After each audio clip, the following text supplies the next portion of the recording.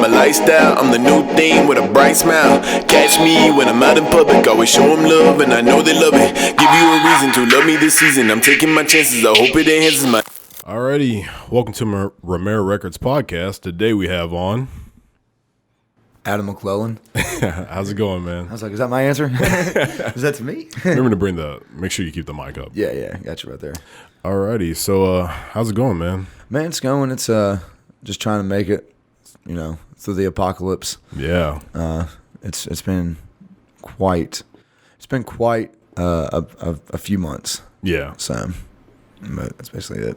So, and I know as a musician, this has really affected you as far as work goes, because I mean, you've got all your shows and stuff like that have been a no-go. So how do you feel like that's going to kick back in? Well, I don't know how true it is, but from what I've understand, I've talked to some managers and I've talked to some bar owners, and they've said something about it might start going down after phase 3. Oh, really? Me personally, I couldn't be more excited. I don't know how big they're going to let us do it, like if they're going to let us do a full band or just have a couple of us come out there with acoustic guitar to have, to have live music back or something. But I do know that me personally, it's kind of giving me time to just kind of chill out and write more music, actually learn some new songs, just kind of reflect upon myself as not only just an artist, but as a human too. So I've kind of, as much as it sucks, it's given me the time that I needed to just chill out. Yeah. I want to go back to playing music. I can't wait to go back to playing music because it's what I love to do. I don't like doing anything else. But it just had to happen, I guess. It is what it is. I don't know. It is what it is. It just is what I can't do anything about it, I guess. So when you first found out about all this going down, did you just start thinking ahead of how it's going to affect you and your music and everything? Oh, absolutely. It's so I ended up actually getting a full-time job around January, so I was blessed to be able to hang on to that. And then this happened, and I was like, oh, no, I'm really glad I've had this job, because I think for the past around 4 years I've been doing music for a living. I've played music, probably about since I was 15. That's the only thing I've ever wanted to do. So I actually went for the shot a few years ago. But I needed some extra income to come in so I could start putting out more singles. I have a solo project going on right now. It's just all my original music. And then I also play with a band called AM Whiskey. And we have some original stuff too, and we do covers as well. But this my new project is something just a little different. It's more like country rock stuff. I guess AM Whiskey would be more like Southern rock. Maybe we call it hard Southern rock. So... but I needed, like I said, I need some extra income to come in, so I picked up this job, and voila, Armageddon happened. Yeah. So, here I am. I'm like, well, I guess I'm glad I have this right now. We've been doing those live streams. Mm-hmm. How's that worked out? Those are cool, man. Those are really cool. That's kind of what gave me the motivation to learn more songs, because people would text me or message me or comment on the video saying, hey, can you do this song? Hey, can you do this song? I'm like, you know what?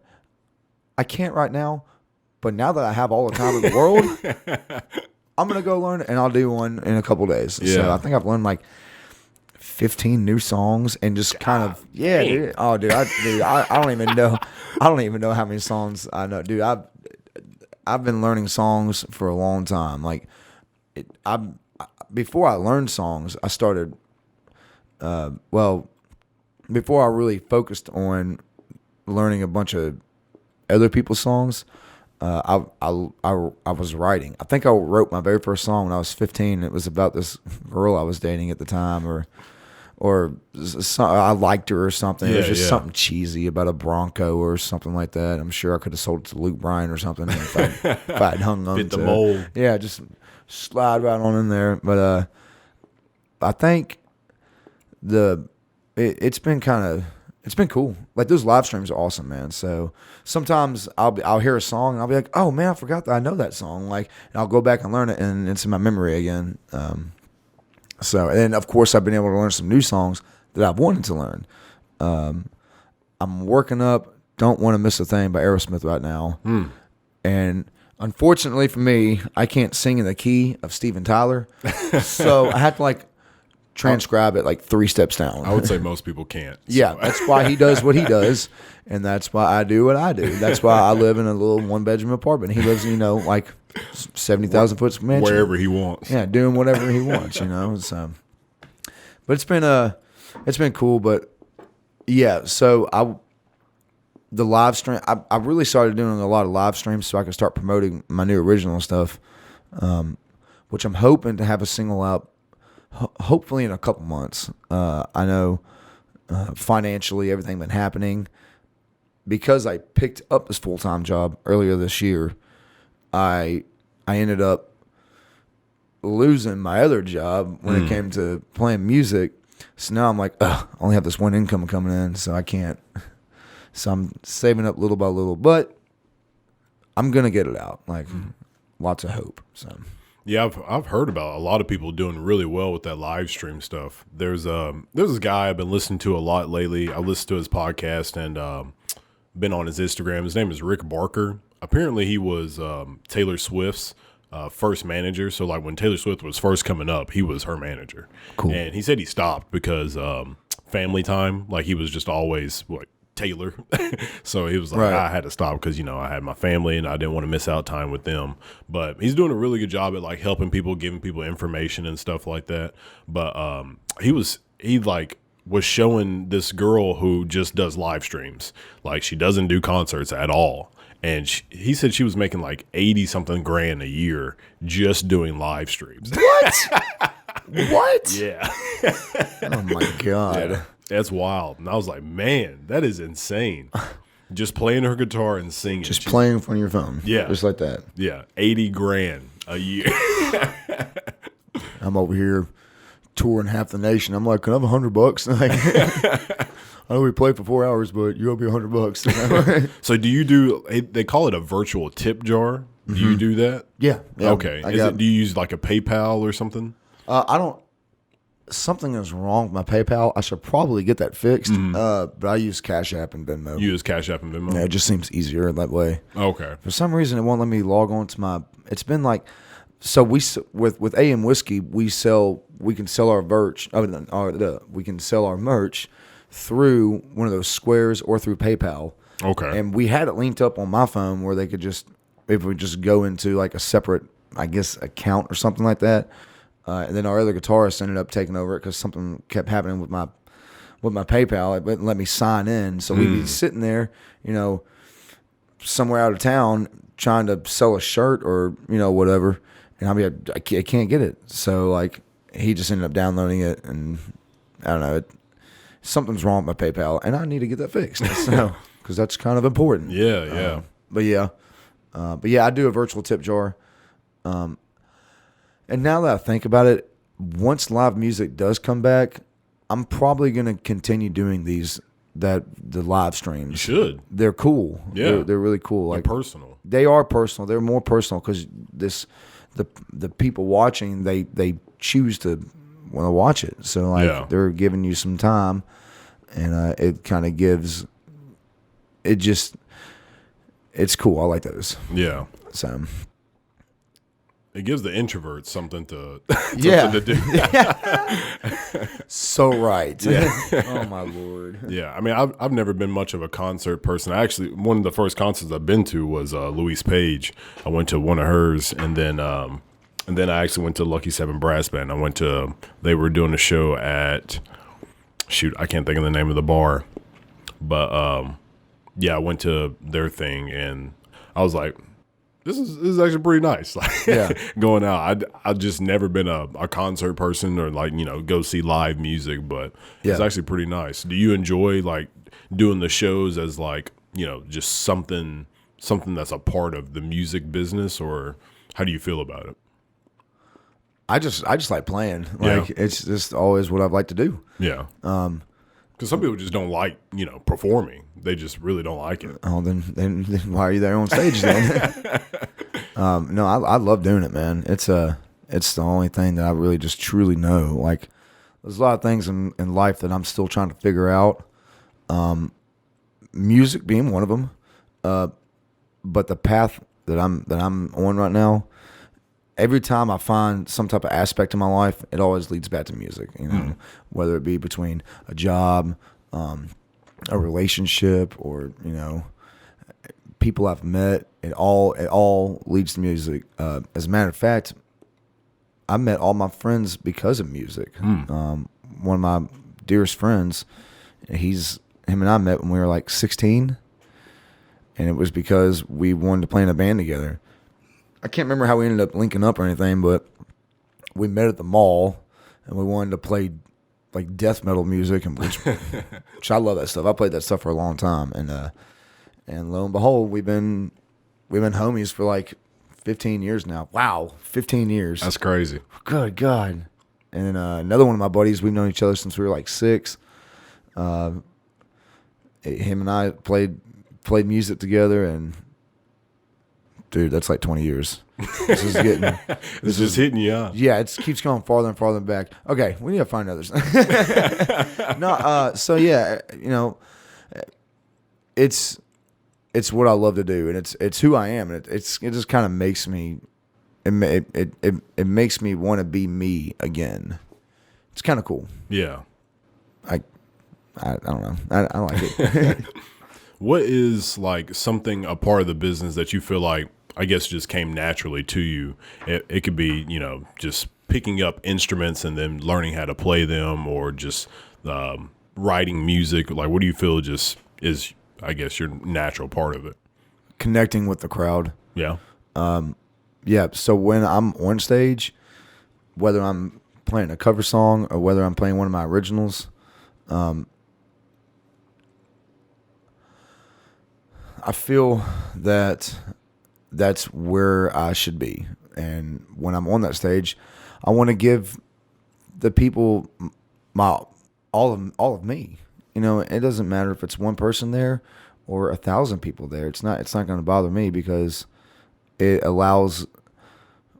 playing allows me to be who I am, and it also allows the people watching to be who they are.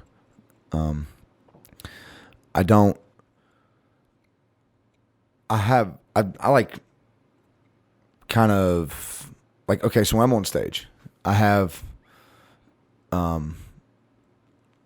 do I put this? I have like a lot of anxiety problems. Mm-hmm. So like when I'm on stage, it's all gone. And when I'm off stage, I'm like, I want to be back on stage. Really? I am, yeah. That's crazy. And you would think, because I love people, I love my friends, I love talking to people, but like for some reason when I get off stage, I'm like, my anxiety's creeping up on me again. That's wild. I don't know what it is. Most people, you would think it's the opposite. Yeah, like they want, and I get off and I like talking to people when I go off stage. I love conversation. I do. But sometimes it might take me a couple minutes to be like, okay, I don't know. I guess I'm just wired differently. I don't know. I guess it's the way God made me. But I do know that being on stage allows me, again, like I said, like it allows me to be who I am, and it allows the people to be who they are. And that's awesome, because it's like we're trading off this energy. I don't know if that person in the crowd, when I'm on stage, my job is to make people happy. Whether it's a sad song or, whatever it is, or a happy song. But I don't know. It's kind of like getting to meet them personally, but you don't personally know who they are. I don't know if this person right here just went through a breakup, this person right here just got a raise, or these two people got married or engaged or just had yada, yada, yada. It doesn't matter. What matters is that the 3 minutes and whatever seconds of a song we're playing, that person gets to get out of reality for said time and just be who they are. And I'm lucky to be able to do the same thing. So it's just the best way of connecting people. Music is truly the only thing in the world everybody does. Not everybody's the same. religion, not everybody has the same color, not everybody has the same gender. It doesn't matter, but everybody listens to music, and that's why it's the one true, like, it's just the best way that people can connect themselves. You know, there's a lot of hate in this world. There's a lot of suffering, man. But when music comes about, all of it's gone, man. And it's just the only thing that every person does is listen to music. Everybody loves music. I've literally never met anybody that's like, oh, I hate music. I'm like, I've actually met one person. Have you? Yeah. What? Yeah, and that's the exact reaction I had. I was like, that doesn't make any sense. Yeah. Like, how do you not like music? Oh my goodness, you do not like music. It's Yeah. I don't remember who it was, but they were like, yeah, I don't really listen to music. Like, I don't really care to listen to it. And I was like, are you okay? Who hurt you? Did you like get beat up by a jukebox or something? Like, good Lord, man. Wow. Maybe does he listen to a lot of podcasts or something? I don't know. I don't even. As I said, I don't even remember who it was. You were like, I don't even know what it was. I don't Yeah, want to talk to that I guy want to anymore. delete that out of my memory. That's awesome, man. No, yeah. Okay, so I guess there is one person that is that. That one guy. But hey, man, that's his thing. More power to him, you know. But it'd be a lot cooler if you listened to music. There was something I was going to ask you that was on that subject. Shoot, I just did that. Like, I did a podcast yesterday, and I do that a lot. Like, when I'm talking to somebody, and I'll have an instant conversation, and it's terrible for podcasts. Yeah, well, I mean, I have certain questions I want to ask you. Well, really, like, so with the podcast, I basically just everything's just off the top of my head, like the entire time. Yeah. And so if I'm just like trying to come up with something, like, it's just I either have it or I don't. So it's good having on, like, you seem like a good talker. So it's good having. I love talking. Sometimes I talk too much. It's good having people on who actually talk, because if somebody who isn't a talker, if I have them on, it's just like I'm pushing the conversation, which I don't think anybody's really been like that. Like, most of the people I have on, I usually I go through their Instagram or whatever, however I find them, and try to figure out who they are. And that's why I bring them on. So, like, when we were going through your stuff, by the way, to bring up your weight loss, dude, go with that story. So, yeah, basically what it was is about a year and a half ago, I didn't realize how big I was. I was 260 pounds. Jesus. I'm in like I think I'm at like 178 right now. The lowest I got was like 160. It was right at 100 pounds. And my buddy who I trained with, he's like, all right, we got to put some more weight back on you. That's wild. But what it was is, I mean, I'm not embarrassed to say it at all. I woke up at like 4 o'clock in the morning one time, and there was a fry stuck in my belly. Oh, I'm not even. I don't care. Like, that hit you. And I was like, this has got to stop, because I'd always wanted to try to lose weight. I didn't even realize, I didn't know how big I was. Yeah. I was, and I see these people send me these pictures all the time, and I'm like, why'd you let me get like this? blaming all your friends. No, it was there were some musicians that I look up to, and they've lost a lot of weight too. Mm-hmm. And I was like, well, I kind of want to do that too. So literally that same morning, I got up, went and threw everything away, and in my kitchen, went outside and ran, and I just started running every day for like a mile, which was like 12 and a half minutes for me. I ran every day. I ate grilled chicken. I ate like half of a pimento cheese sandwich. Drank lots of water. Started eating more vegetables. Cut out pretty much all bread products, minus whatever I was eating with that pimento cheese. I didn't eat pizza anymore because I love pizza. I love fast food. Dude, I love pizza. Dude, that is my favorite food, bro. Wings are probably my favorite food. Oh, yeah, wings too. Wings are probably my favorite food. Dude, they're like no carbs and no calories in it. Right? Like, I was like, it's just wait all a minute. protein. I was like, wait Protein a and minute. fat. I was like, there's like 40 calories in it. I'm like, I could still eat wings? This is not real life. And it was awesome. But yeah, I just started running, and I got a hold of a couple of my buddies who have who were like into the gym, and they're like, yeah, the first thing you need to do is just drink water. And I was like, all right, I did. And me personally, I started cutting out sodas and fast food, and that was like the big one. Dude, I can't even tell you the last time I went through drive-through McDonald's. What? No, the last time I went to a McDonald's, it was a few months ago. It was sometime late last year. We were coming back from St. Louis, and we had gotten in like a wreck or something, and we were stuck at our buddy's house for like 3 days because they impounded our truck because it was a holiday weekend. And as soon as we got it out, they were like, "You want to eat?" And I was like, "Yeah, I don't care. Just take me somewhere because I'm ready to be back on the road. I'm ready to go home." And we went to a McDonald's, and I was just like, "Ugh." Anywhere else. Oh my God. But I was just like, whatever. I don't even care anymore. So I just went in there and got like one of those grilled wraps or something. But yeah. I didn't intend to lose this much weight at first, actually. It was first, I only wanted to lose about 50 pounds. I wanted to stay around 2 to 210. But it fell off so fast in like, I think like a 4-month span. And then I met a buddy of mine. His name's Cody Clark. He was playing for a band at the time called My Friend Chris. And AM Whiskey and My Friend Chris, we were on a bill together. And I think we followed each other's Instagrams or something. And then at the show, I got to meet him, and not just like through social media or whatever, like face to face. So we just started kicking it and everything.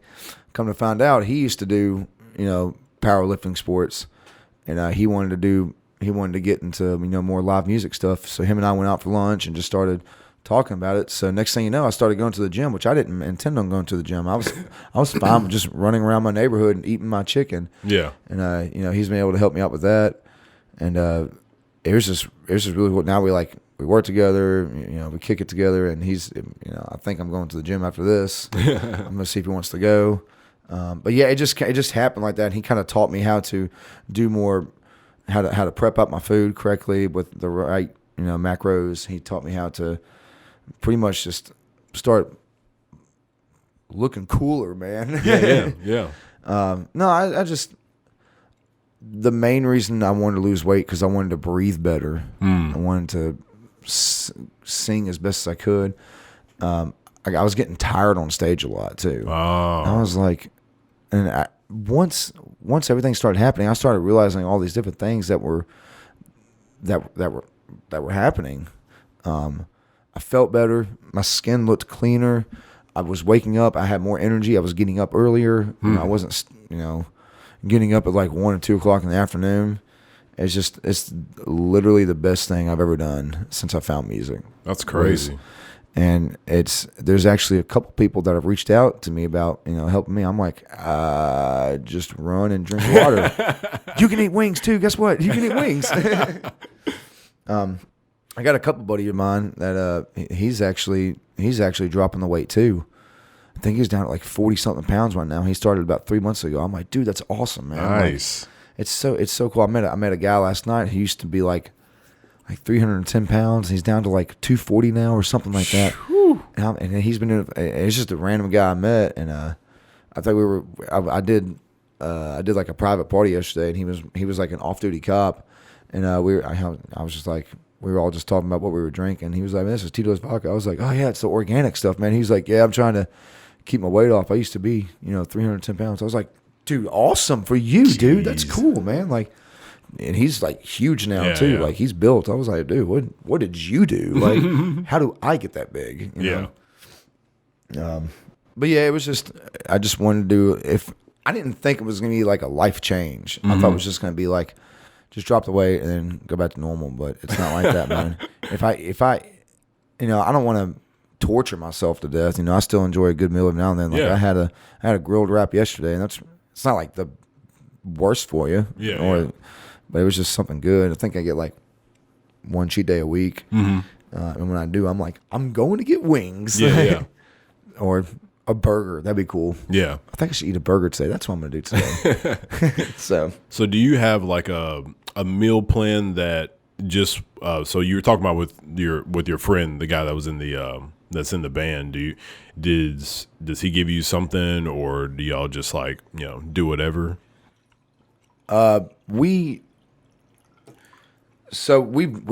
He's made up like 3 or 4 different ones. The one he just made up a couple weeks ago, I actually didn't start on it till this Monday because it was Memorial Day weekend. I went to Pickwick, and I was like, this can wait till Monday. It's okay. One more day. Another plan that we had was like one he created right before the pandemic happened. Everything shut down. Yeah. You know, and him and I both work in the gym too, actually, as a part-time job. And we heard it was getting shut down. I was like, oh, well, this sucks. He called me. He was like, yeah, that entire plan I just spent 3 days on, toss it. And he's like, we can't do it without a gym. He's like, just go outside and run, or keep, of course, keep your distance, but just try to do whatever cardio you can since we don't have any weights. I was like, well, damn it. Yeah. So it's just been like eggs and chicken and like eggs, chicken, and water. And that. So, but we have a new plan now. I feel that it's working. It's working for him. He's looking great. I think he's lost like 14 pounds. But I think what we're trying to do is we want to do like a meet or something.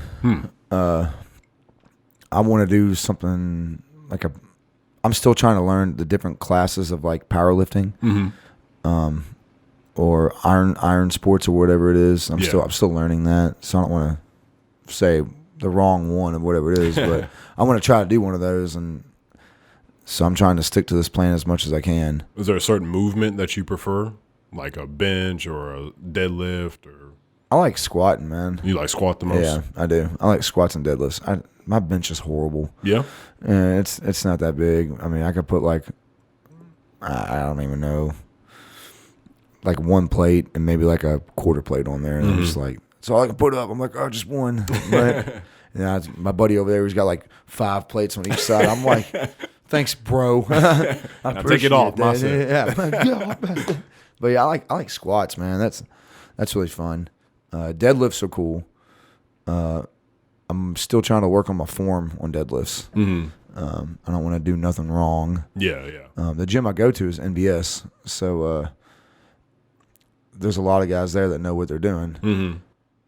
They're like, don't do it like that because you'll hurt yourself. I was like, well, how do you know? They're like, well, this happened. That's why. I'm like, oh, okay, well, I'll do it this way then. Yeah. But it's pretty cool. But yeah, this new diet plan we're on is pretty much sticking to it. We really don't consume any carbs till like right after we get done lifting. It's kind of cool.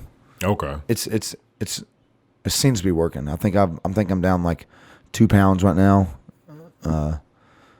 But it keeps flexing throughout the week. So. I've heard some crazy stuff about like powerlifters. They'll like drink soda or they'll eat candy with their workouts because it has a lot of carbs and sugars. Rice Krispie treats, dude. Rice Krispie treats? We sell them at the gym. We sell Rice Krispie treats, yeah. I had a buddy come in. He ate 2 McDoubles before he lifted. I was like, what are you doing? He's like, this is my pre-workout. I was like, McDonald's is your pre-workout? Oh, my God. And he's putting up like 400-something pounds. I'm like, good God, man. Well, you got to think, though. He's putting up all that weight, and, That's wild. He's not slim. He's just a big dude, so he has to have all that. He has to have all those carbs in him and all those calories in him, so, Yeah. I was like, what? And then apparently I heard one time some guy brought in like a pizza or something like that. I was like, what kind of gym am I in right now? Like, I thought we hated this shit. Like, I thought we weren't supposed to have it. Now I can't have pizza again? Yeah. What's going on here? So this dude I knew, he used to drink Mountain Dews. That was like his thing. He had a Mountain Dew every time. And I was like, I don't know. I feel like it's like kind of counterproductive, but whatever. With all the sugar? Yeah. It had like I think one, like a 20-ounce bottle has like, I might be wrong, but I think it's like 70 grams of carbs and I don't know how many sugars, but it's up there. It's a lot. And I was like, I mean, yeah, it does. It's got all that in there, but I would probably choose a different form, like like maybe some rice cakes or something. Have you drank any of those Bangs yet?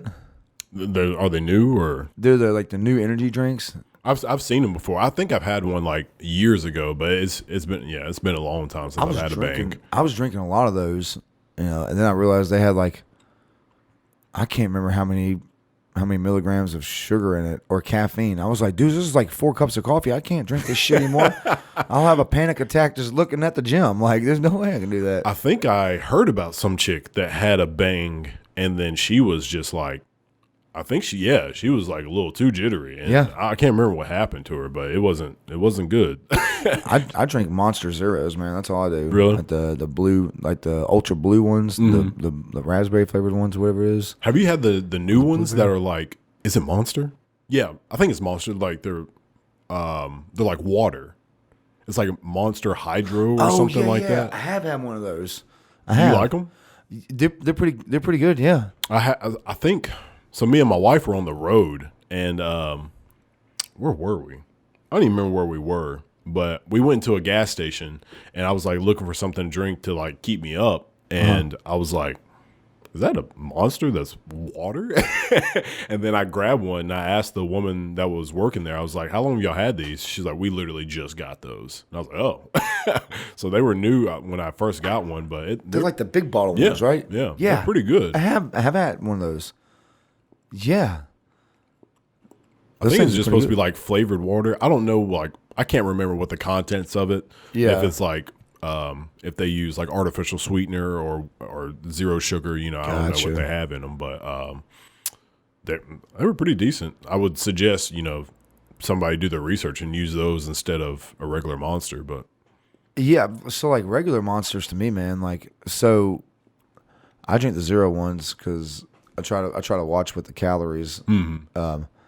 But the green one's one of my favorite for like the longest time. Like the black can with the twist top on. Oh, yeah, right. Just go. I'm the Hulk. Let's do this. I knew a dude in high school that got a Monster tattoo on his back. What? Like the scratch mark? Yeah. Oh, my God. Do you remember that interview? Do you remember that article that came out a few years ago where they said that Monster energy drinks are like the work of the devil or something like that? Yeah. And like the 3 marks were like... They were reaching. Reaching. Yeah, like the biblical number for 666. I was like, get the fuck out of here. Shut up with that shit, please. For real. And they're like protesting Monster. I'm sure it was a bunch of Karens out there. But, that's the work of the devil. I'm like, because it's like Unleash the Beast or whatever it is. I'm like, oh, that's the mark of the beast. Yeah. I was like... Oh, my God. These people are idiots, man. Like, what is going on here? Crack open a Monster. Y'all crazy. Yeah. Woo. Oh, dude. Yeah, I can't. Dude, people, I'm sure it was some lady whose son, like, I don't know, like, got too hyped up on a Monster energy drink or... Trying to get them back for something. Yeah, something like that. I speak to the manager later. Like, Karen, you can't speak to the manager. She's got the haircut. Mm-hmm. No, this is the return. You can read everything about our return policy on the back of the receipt, ma'am. I mean, that's really the problem with like the media nowadays. It's too like back in I don't know, let's say the 40s or the 50s, like you couldn't get your media that quickly. Now everything's so quick and fast. It's easy to tell a lie, and everybody knows about it, and it so seems quick. like the truth. And I think that's why there's a lot more people that are involved. With a lot more movements nowadays because how quick it is to see it. They're like, oh, this has been happening? Yeah. How come we're just not seeing this? No, it's not that you're just now seeing this. It's been happening, but there's been no way to just upload something real quick. With everything that's been going on lately, man, it's just, it was so quick. Yeah. It moves so fast, man. I'm just like, what in the world's going on there? So... Yeah, with that Minneapolis stuff, like you've got oh my God, dude. Something happens in Minneapolis, and within 24 hours, people are protesting in Atlanta and Memphis, and it's like that's wild. Yep. Like that would have never happened in like the 50s or 60s or so, maybe even not even the 80s. It would have taken like a year or something for them to be like, all right, we're going to host this protest. Yeah, right. 3 days later, after what happened in Minneapolis. I see my friends down there. I've got. Oh, they went down there? I've got friends down there that went to the protest. Oh yeah, dude. It was like I probably saw. Man, I think I've got close to maybe 5,000 friends on Facebook. So like that's a shit ton of friends, and like there was like 20 of them that were going live, and I was like, oh my God, y'all! When y'all go down there, please be careful, like for real, because the slightest. it's a real sensitive subject. So the slightest of anything could turn into something. Thank God nothing's happened yet. Yeah. So, but yeah, if you're gonna go protest, please be careful with it. For real. It's just, you never know how quick it could just, everything that happened in Ferguson and yeah. Oh my God, dude. Did you see anybody downtown in Memphis? Like, did you go down there while everybody was protesting? I haven't either. I've seen some pictures on like Facebook and maybe Twitter, but I think it was just Facebook. Oh, Instagram actually. Yeah, I follow. I've seen on Instagram. This is Memphis. I think that's the Instagram name. Yeah. Yeah. They I think I follow them too, but there's a lot of like local pages that I follow. But yeah, I haven't gone down there yet to see what's been going on. I think there was one last night, and I'm just now learning about the one in Atlanta. That was crazy. Yeah, dude. I follow. Who is that? I think it's House of Highlights. But they post like sports. You can say that. You're fine. No, I just didn't want to be like clunk. Yeah. God, what was that? Yeah, they post like sports highlights and stuff like that. But people had broke into the College Football Hall of Fame in Atlanta, and they smashed the windows and like just destroyed the stuff that was inside the Hall of Fame. I was like, that's like sacred ground. That's Dude, crazy. I don't understand that. Like, I guess I don't know. It's just like I said, like what happened a few days ago in Minneapolis is just it's.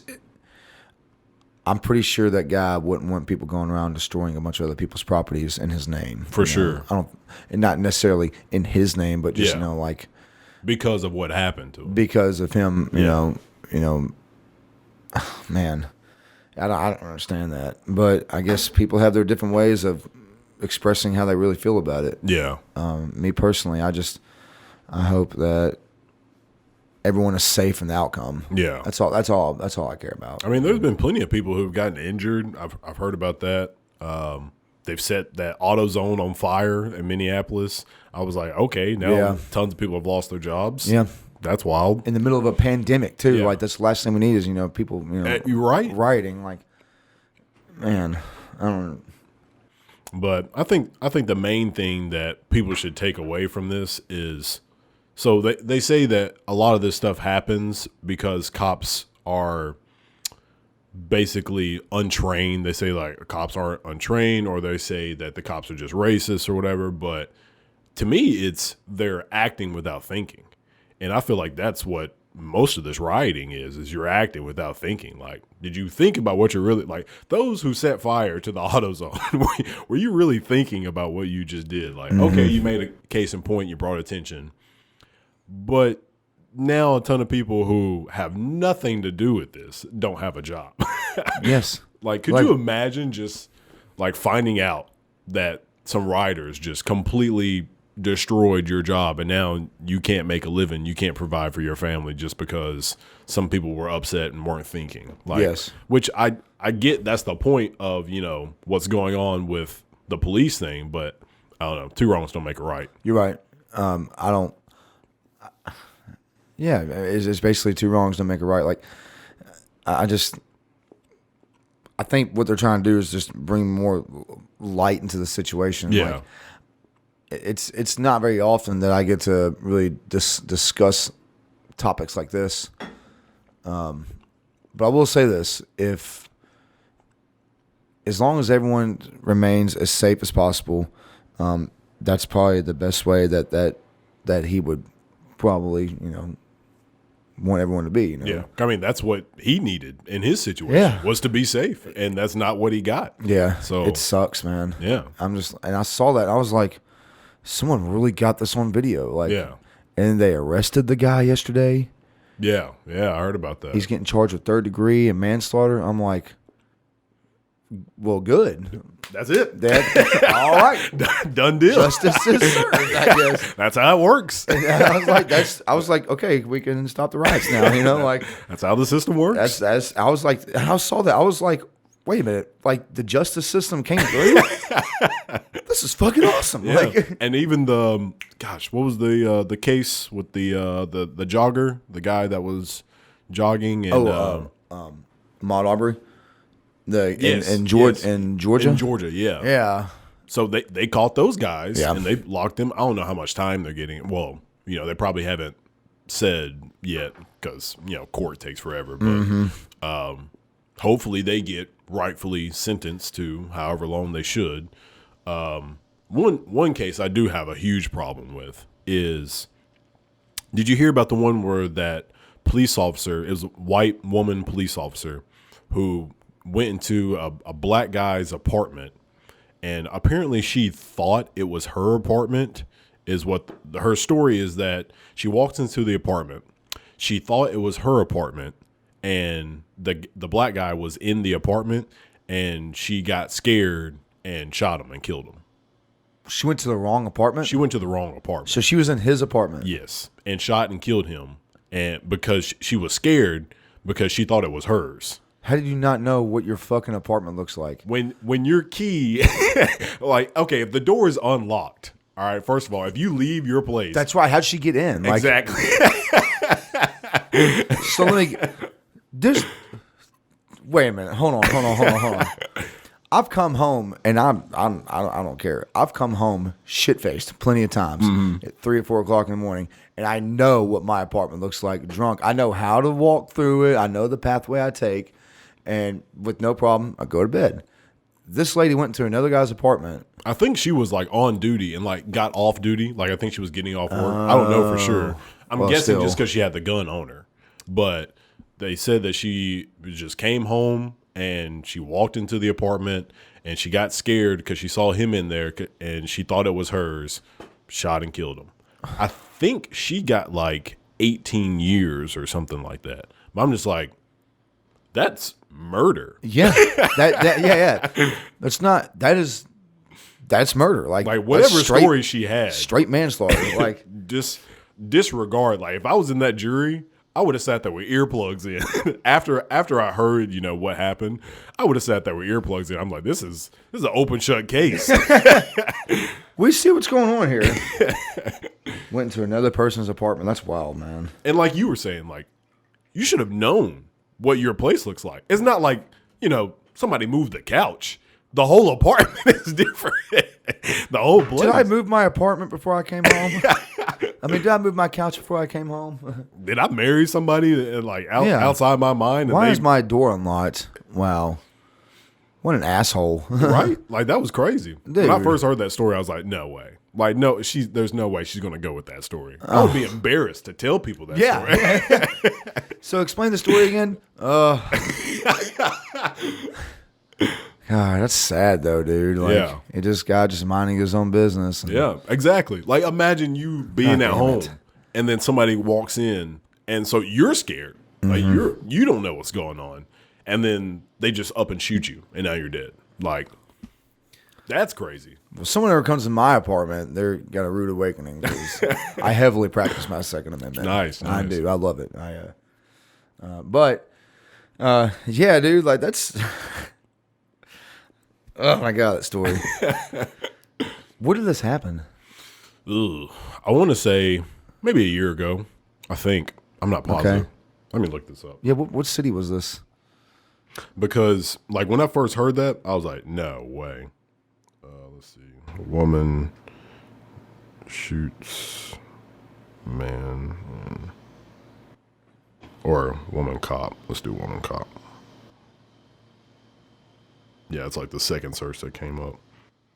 Amy Geiger, ex-officer who killed man in his apartment, gets 10 years in prison. 10 years. Yeah. Oh, so, It happened. He was 26 years old, the guy was. Geiger fatally shot 26-year-old Botham Jean. It happened October 2nd, 2019. But yeah, in all intents and purposes of that story, she legit just murdered somebody and got 10 years for it. That's basically what happened. that's not right. That's pretty. And she was a cop. That's basically what happened. Surely she didn't get to keep her job, right? I mean, with the jail time, no. So Well, I mean, like if she gets out, like, okay, I'm going back to being a cop. No, you're not. I heard that guy, the guy that killed the dude in Minneapolis. I heard he got a job like after he got fired. Like he got fired immediately. Yeah. And then I heard he got a job, and then I guess they arrested him later. But Yeah. I heard he got a job at like the precinct, like right next to where he was. Yeah, that's what that was my face. I think I remember reading somewhere that this guy had already had like 2 incidents of like assault or something while on the job or something. Yeah. Don't quote me on it, but something like that. He already had like 2 incidents Yeah. on the job, on duty as a cop. Mm-hmm. I'm like, dude, wait a minute. And he's out there on the streets again? Like, Yeah. I don't know, man. Like I have a lot of friends that are cops, Mm-hmm. and I've talked to a couple of them, and they're like, there literally is no tactic where you can put your knee on someone's neck.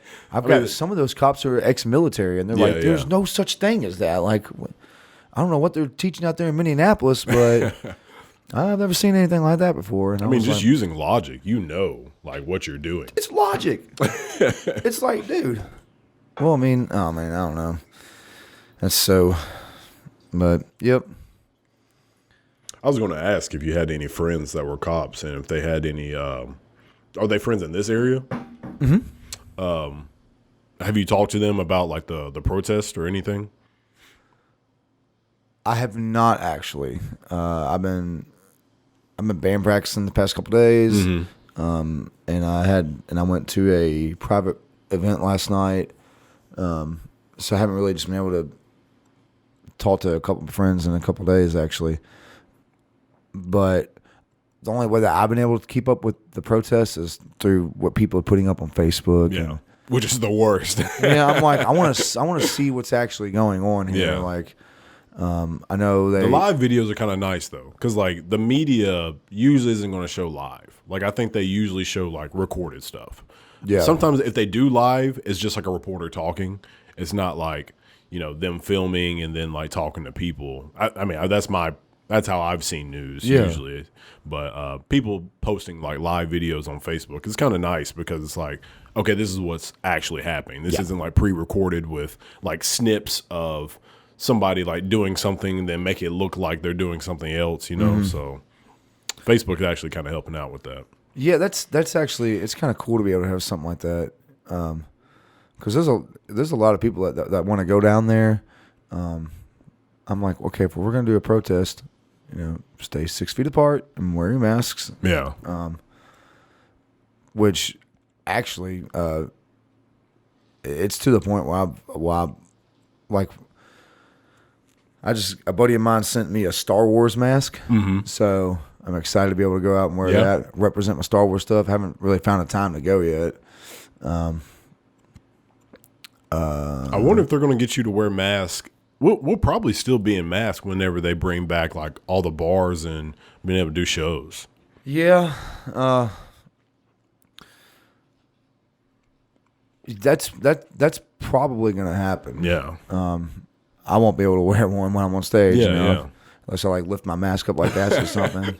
Start singing songs. Slit a hole in. Yeah, like that. What's that dude doing over there? It's weird looking over there. But yeah, it's I'm sure they will. you Yeah. know. I think it's to the point where everyone just knows, what's going on.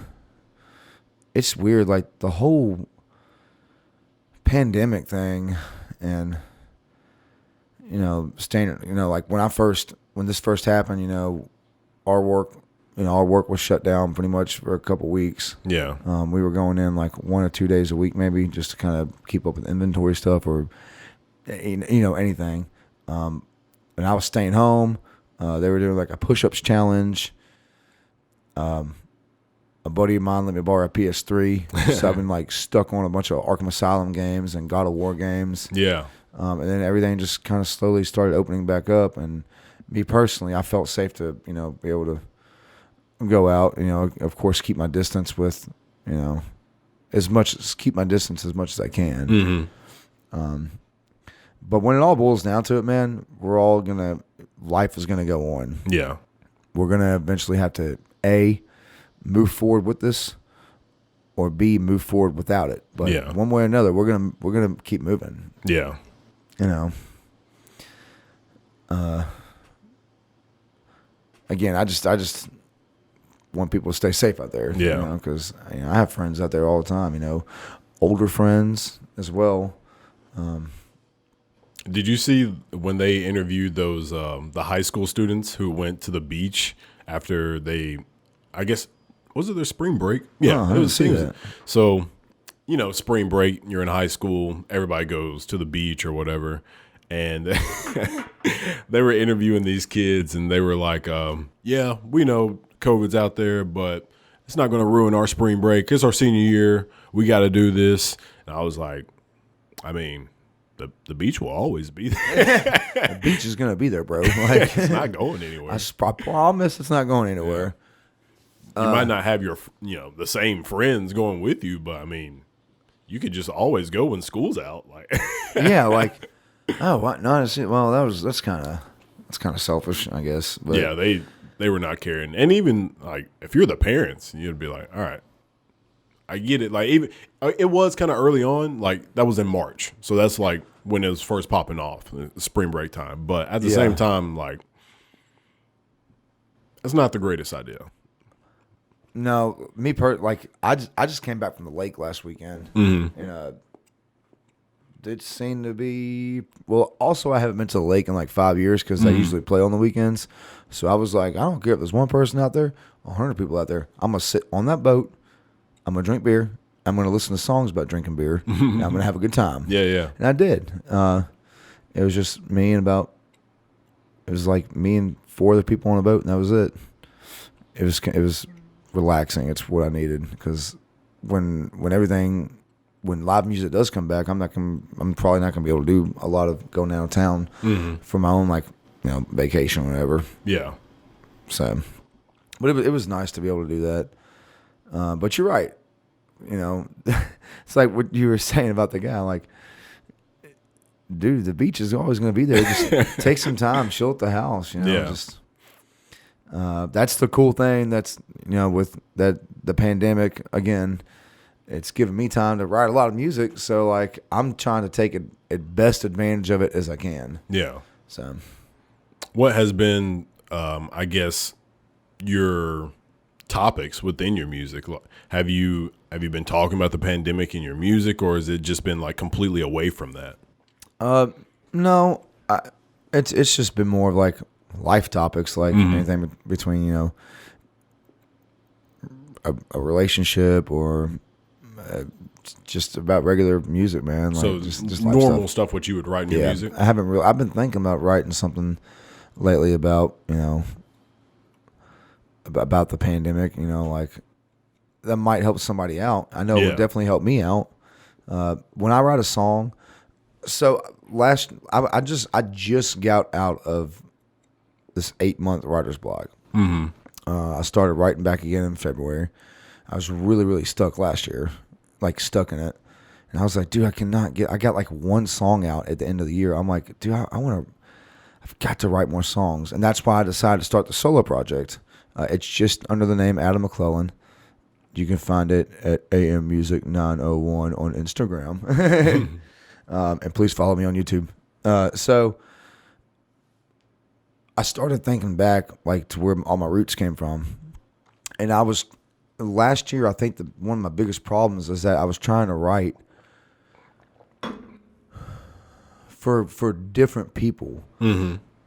And I was like literally, like you're writing for other people? No, like write for somebody to enjoy the song. Okay. And then I was like, why don't I write for me, for my own enjoyment? And if it just so happens that somebody enjoys the song too, then the power of the song is doing its job. Yeah. So that's what I wanted to do, and that's been working. I've been writing as much as I can. I think I've written 6 new songs in the past couple months. That's awesome. And I wanted to write to make me happy again. And I did. And I've been trying to put out some songs as much as I can. That's and there's been people sharing the video on YouTube, on Instagram, on Facebook, you know. And that's been awesome because I'm like, dude, the songs are doing their jobs. Like, this person enjoys the song. And like, I've had people, you know, messaging me being like, I really like that new song that you wrote, you know, Strung Out Over You. I'm like, well, I'm glad you guys liked it. You know, like, I'm going to try to put it out as a single. I think that's the next single I'm going to do. Is How often are you putting out singles? Well, I'd like to put out 3 singles this year. Okay. I'd like to, but it's like the middle of the year right now. I don't have one out because everything that's been going on. Yeah. I'll probably try to get out 2 this year and maybe do like an EP next year. Okay. So that's what I'm like. I know it's in June. It's almost June. Is it June? What is it? It's almost June. It is almost June. Yeah. You're right. It is almost June. So I think I'm going to start focusing on what I can do next year. This year I'm probably just going to get out with 1 single. Okay. And start promoting 1 more single maybe the beginning of next year, and then promote putting out an EP. Okay. Nothing ever goes as planned. Yeah. I mean, I'm sure dinosaurs will pop up next year. Of course, absolutely. You know, absolutely. You know? Absolutely. Pandemic, murder hornets. Don't count it out. Yeah, I would not be surprised if, you know, if they're like, well, aliens are here. Be like, cool. What's for lunch, bro? Did you see the UFO thing? Yeah, dude. Everyone's like, NASA literally released videos. Hey, these are aliens. Yeah. And we're like, But what about COVID? Yeah, but what about COVID-19? Like, I'm like, wait a minute. They're actually putting out that UFOs exist. I'm like, this is so cool. Yeah. Everyone's like, oh, wear your mask. I'm like, oh. Yeah, wear your mask, but let's go hang out with some aliens, bro. Like, have you seen what's his name? The guy from Blink-182. Tom DeLonge. Yes. Have you seen all his stuff? Yeah. So I was just talking to a friend of mine about this last night. It's funny you say that because I have been on this, and I mean something serious, Blink-182 kick lately. Ah. I have always loved that band. Backstory, I didn't always sing country and rock. I played metal for a long time. I played in a pop punk band. I played in a lot of deathcore bands. And then one day I was like, I want to go sing. So now I sing. But one of the bands I grew up listening to was Blink-182. Everything from Dude Ranch to Enema of the State, like, you know, Take Off Your Pants and Jacket album, like all those albums were like awesome to me. Like, I just love pop punk music. Mm-hmm. And then I heard when I read that he left and Matt Skiba from Alkaline Trio sings with him now, I'm like, okay. I went and picked up the new album that came out last year called 9, and I had been listening to it for almost 6 months. Mm-hmm. And I actually put a post about this on Facebook a couple days ago. It takes a lot. An album has to really, really change my life for it to be like a top album for me. This new Blink-182 album is probably one of the top 5 best albums really I've ever heard. And this is like my whole life. From all music? Yeah. That's wild. It's so good, dude. Oh, my God. Like, I hear it. I'm just like, dude, this is awesome. And so I was talking to a friend of mine about that, and they were like, well, what's Tom DeLonge doing? I was like, it's funny you say that. He works for NASA now. Yeah. So I was like, dude, that dude's the coolest dude in the world. Like, he was one of the singers for Blink-182. Now he works for NASA. Yeah. Hunting aliens. Yeah. But no, I saw him post something on Instagram or something about that the other day. I haven't been able to check it out. Have you checked it out yet? I haven't even, I first heard about all his stuff from the Joe Rogan podcast he had. Yeah, love that podcast, dude. Yeah, that was so good. That threw me off dude. every axis. But when he was talking about all that stuff, your immediate first reaction is either that's insane, I need to read everything about this, or he's crazy. Like, it's one of those two. And then when the Navy came out with that videotape, yep, and they also said I'm pretty sure, I'm not positive, but I'm pretty sure the Navy said that they referred to Tom DeLonge's, like, what he had been talking about. And I was like, all right. Yeah, this is legit. Like, he left Blink-182 to go hunt for aliens. That's wild. That's cool. And, like, I think he got the government, like, grant or something like that. Didn't I'm pretty sure he did. So I remember during that podcast, he was talking about he was meeting with like 3 and 4 star generals in like secret locations and stuff like that. Yeah. He was saying that they would had to meet with him and they wouldn't like tell him like so much stuff, and then they would ask him questions on. He said that he is the government's go-to person to release information to us in a.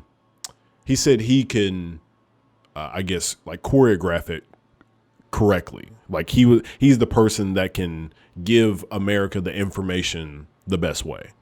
And I was like, Tom, this is cool as shit. Yeah, that was so wild. Yeah, I've been trying to keep up with what's been going on again because I've been in this huge Blink kick lately, and I've been trying to keep up with that. You know, I think he's got some. He put something on Instagram the other day about it.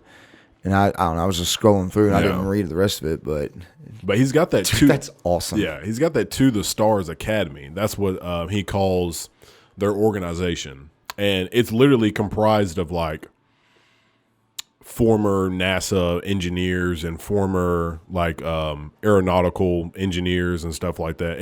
It's all people who used to work for the government or for NASA specifically, and they all are like.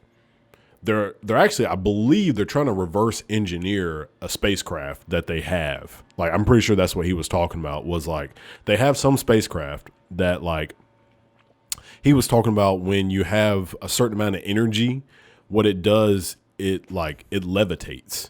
So when it's basically like magnets, it was just saying like the energy pretty much like repels against the ground. And that's how like, these things are like floating and they move so well and stuff like that. Is like that's what this is, a certain kind of element, like a material that does this. And he was like, it exists, we have it, we've been working with it, we've been trying to reverse engineer it and see how we can use it and stuff like that. I'm just like, stop. Yeah, bro, I was about to say, stop. He knows his shit. Like, we had that one song called Aliens Exist back on one of their old albums, so I guess he's like been at it for a long time. That's crazy though. Like if I gotta look that up. If he really is like their go-to guy about being able to release information, that's what he says. That's fucking crazy, dude. Who would have thought? Tom DeLonge. Tom DeLonge, like. But he says that's why they picked him, is because he's Tom DeLonge from Blink 182. From Blink 182, like either people, like I was saying, either people are going to completely believe him because it's Tom DeLonge from Blink 182, or they're going to think he's crazy. Yeah. And that's, he says that's what the government was needing, was somebody who is completely relatable, or people are just going to think he's crazy, so they're just going to disregard it anyways. Which the government did that themselves when they released the UFO info. Like nobody even blinked an eye at it. Like, it was on the news for like maybe a day, maybe 48 hours. Yeah. And then that was it. It just went away. And like, nobody cared. And they're like, well, we tried. Yeah. We were gonna let y'all actually have this one, but yeah, right. And Tom DeLonge's like, this is going on. Like, let's make this happen. I've been talking about this for years. He says that. I've been talking about this for years. Like, dude, dude. Yeah, but it's just so funny you say that about Tom DeLonge. But dude, you got to listen to that new Blink album. Dude, it's something serious. Like, it's just so good. And like I said, like there's a lot of my top like 10 favorite albums. This one's in the top 5 for sure. I just can't, and like out of all of it, it'd be like a new Blink 182 album. I don't know why, because I have metal albums that I listen to. I have country albums, dude. I have blues albums I listen to, rock, pop albums I listen to. Like, but for some odd reason, this album has just been literally on my shuffle since, like, I pulled up right here. It's literally right there. Just straight up, dude. Just, it's so good. When did they release it? I think this one came out in something last year. Actually, hold on, let me look. 2019. Yeah, 2019, yeah. I know, I'm pretty sure it was Lil Wayne got on September 20, 2019. Okay. Yeah. I think Lil Wayne got on a Small Things. Is that the name of that song? All the Small Things? Yeah. I think They basically took the chorus of that song and one verse, and then like Lil Wayne did another verse or something like that. Huh, I haven't heard that yet. Yeah, it was pretty wild, and I was like, all right. It was random. I know Travis Barker and Machine Gun Kelly just did that Paramore song. Oh, really? Yeah, that I haven't heard that. Misery Business, whatever. Whoa, whatever, bitch. Yeah. And like, I was like, what is going on here? Like, Travis has been pretty active. That dude does a lot of stuff. he does a lot, man. Like, he produces a lot. He's got some like rap projects that he's part of, like other punk projects he's part of. He's been doing stuff with Machine Gun Kelly. He's awesome. I mean, he's just an awesome drummer, man. He's so different. Yeah, he's been around for a long time. Yeah. I mean, they all have, they're just. And it was crazy when they brought in Matt from Alkaline Trio. I'm like, you know what? If anybody can replace Tom DeLonge, it's totally Matt from Alkaline Trio. And like, you listen to it, you're like, this feels like it's like Blink-182 again. Like, it's cool. But that'd be cool if Tom and Matt and Mark and Travis all did Blink-182. I'd be like, what is going on here? This is fucking awesome. So isn't, I might be wrong, but isn't Alter Bridge comprised of some people from Creed? Yeah. Is that right? Yeah. It's, mine went so blank. Mark Tremonti. Okay. And I believe Mark Tremonti and the guitar, the drummer. And they got Miles Kennedy, who is, dude, he's, that voice, that Miles Kennedy voice, man, it's one of a kind. I was talking to a buddy of mine about that the other day, and we were just talking about, like, the last of, like, the great singers that from rock. And we just kept talking about Miles Kennedy. Dude, that dude's voice, when you hear it, you're just like, how does he do that? Like, and he just does it naturally. Yeah. But, yeah, so it's pretty much half the dudes from Creed. Okay. It's the drummer and the guitarist from Creed. Okay. Yeah. See, I don't know a lot of names, but like I know band names because I mean when I was, I guess growing up like in middle school and high school, like that rock era of like I don't know, Creed and like Green Day, Smashing Pumpkins, like all those bands, like that's what we listened to, and but I never knew anybody's names. Like I just knew the names of the band and like their songs, but like I never really paid attention to the actual members. Right. Yeah, I think as I've grown in my music career, I've like been able to like study different histories of band. Like I try to like someone I'm really into right now is Louis Capaldi. Who's that? That's the guy that sings Before You Go. So before you go. I don't know that one. And he also sings the But Now the Day Bleeds into Nightfall. You haven't heard the song yet? Dude, that dude's got the voice, man. I'll check him out. Oh, dude, it's just pop stuff, and it's all sad stuff. I'm just like, man. And it's like weird because I'll go listen to like I said, I'll listen to like Louis Capaldi, and then I'll listen to Blink-182, then I'll go listen to like Shine Down or Alter Bridge because I've been in a big Alter Bridge kick lately. Alter Bridge and Shine Down. Dude, like, and then next thing you know, I'll be listening to like Suicide Silence or Whitechapel or some deathcore band, and then I'll be like, oh man, I'm gonna put on some Hank Jr. right now. Or like put on like some Zac Brown band or something like that. Dude, I'm so bipolar when it comes to music. I'm like, yeah, I'm ready to bang my head. Hold up. This song's about beer. And this song is about, I hate my ex-girlfriend. Oh, I love this girlfriend. And then the song's about beer. Man, Shine Down, what was that song called? Colors? You know what I'm talking about? It's off the new album? No, it's old. This is really old. This is like back when I was... Colors. God. It's like, can you feel it crush you? Oh. Just seem to bring the word. That song? Dude. I forgot about that song. That song was like on repeat when I was working out. That's awesome, dude. The new album, Attention's awesome, man. Like it's dude, Brent again. One of those voices, man. You hear Brent Smith sing, you're like, what is going on here? Why is it like this? That's not Shine Down. That was Crossfade. Oh. That's what it was. That's probably why you're confused. Out there. I was like, yeah. Not Shine Down. That's Crossfade. Anybody who's listening is probably screaming at their freaking phone. Or, that was Crossfade. Yeah, they're the ones that did. I don't know any other song by Crossfade, but I know that Color song. That was like my favorite song. So Cold was one of them. or just Cold. Yeah, I remember that song. Yeah. So Cold was Breaking Benjamin. Cold was Crossfade. Yeah. Okay. And they did the colors. Yeah, I had like a small Crossfade, like probably about a month, man. This is like I think I was in freshman year of high school. Yeah. And that's when how old are you? I'm 30. Okay, I'm 27. Okay, so and we're I still think I listened to that song, that color song. I think I was like a junior in high school. So this is like 2009, 2008. Yeah, it was it had something like that. Probably 2008 because this is like 2004 for me, I think. So I must have just had it on the back end. Yeah, I was thinking about this. I was like, wait a minute, I'm trying to think. But yeah, when that video first came out, I was like, this is rocking, dude. Like, that solo. I'm like, this is fucking cool as shit. I want to be a guitarist. Yeah. Mom, can I have a guitar? She's like, no. I'm like, all right, well, I'm not going to do homework anymore. I'm going to drop out. That way I have to be a musician. Man, I saw this T-shirt on Instagram the other day that said, it said school is killing artists. And I was like, oh, that's pretty deep.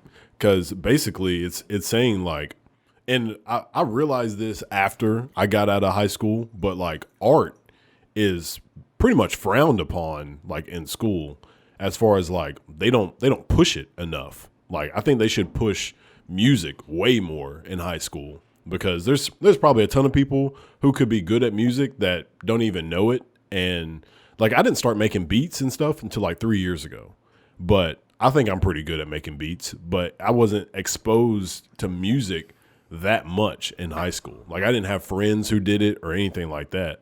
But I think if schools push music or drawing or painting or any kind of real art, I think there would be a lot more happier people in the world. You're right, they would. That's just, dude, that's the way that it's not just music, man, but people that paint, people that are in theater. It's a way to express yourself. It's the only outlet that people have, like including like just like sports. It's how people express themselves, dude. Because everybody's awesome, man. Yeah. Speaking of that, imagine if the amount of money we put into sports, we put that into like helping kids learn like some sort of art, like some sort of technique to like playing guitar, playing piano, a xylophone, brass, whatever you want to do. Like that would probably change some kid's life. Speaking of sports and money, did you read about the Dak Prescott thing that happened the other week? So I heard they offered him $175 million for how many years? 5 years. That's crazy. But he wanted like 40 apparently. I don't know what I haven't read anything about it in the past few days, but he passed it up. I was like, I mean, if Dallas needs a quarterback, I'll go play. Yeah, right. I'll go play quarterback for Dallas Cowboys and still be a Titans fan. Brett Favre would probably come back. Yeah, Brett Favre will come back for that. He's like, I'll go throw him. I'll throw it around. I'll throw that shit around again. He'll probably win too. Yeah, I'll sling it around. Who's a wide receiver? That's yeah. Who am I throwing to? Just someone go out there. Yeah. I'm Brett Favre. I'll get it to somebody. I promise I will. So, with you being an Eagles fan, how do you feel about the Cowboys? Aren't they like y'all's like? So I've never really cared for the Cowboys. Me neither. It's okay. I want to say that one more time. I don't give a fuck about the Dallas Cowboys. So basically, when I was younger, I've always just been like Alabama football fan. And then when I became 9, that's when, I paid attention to football ever since I was like 3. Like my mom told me I would watch Barry Sanders when I was 3 years. I was like 3 or 4 years old. I knew who Barry Sanders was, and so him, Mark McGuire, and all that. But no, not Barry Bonds. That's what you're talking about. Oh yeah, you're right. You're right. Barry Sanders played running back for. We can delete this. We can delete this. I'm thinking Barry Bonds, right? Sorry, it was a long night last night. That's why I'm like chugging down this water, thinking about food. But so.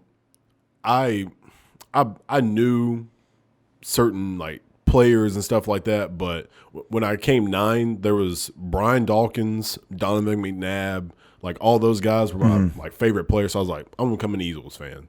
And For some reason, I like the Redskins. Probably because the high school I went to were the Redskins. Okay. And they were in the same division, so it didn't make any sense at all. Yeah, okay. So I eventually just stopped. I just like, all right, let me stick to the Eagles, and just that's the only team I root for.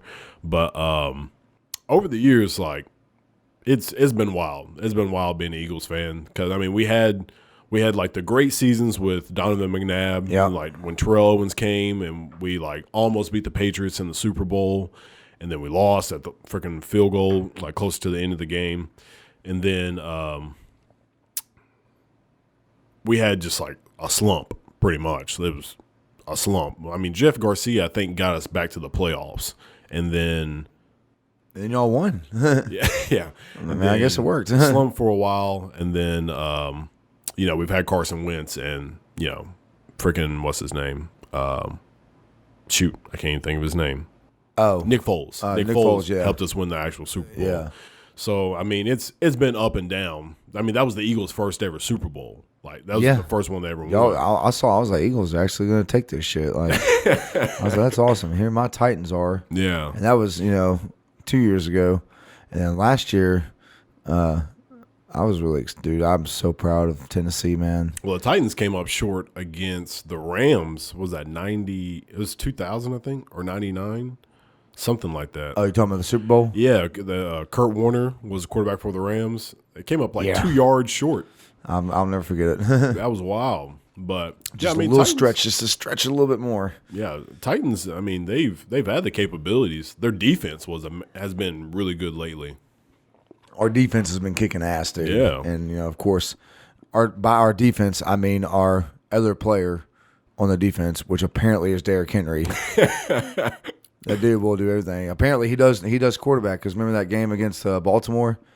Did they just do like a direct snap or something? Yeah, and then like handed it to Derrick Henry. He threw it in for a touchdown. I was like, "What the fuck is going on here?" Like, and that dude Baltimore was like, "We're gonna go in there. We're gonna whoop that ass." And dude, we went to Baltimore, the #1 seed, and took that shit. I was surprised when they beat the Patriots. And Lamar Jackson still threw like some ridiculous amount of yards that same game. They still lost. Dude, that dude's a monster. I was for sure the Ravens were going to win the Super Bowl. Like, yeah. Just watching them play, I was like, oh, yeah, they're winning the Super Bowl. But and the Titans came up and stomped. For real. That was crazy. Dude, and then we lost to Patrick Mahomes.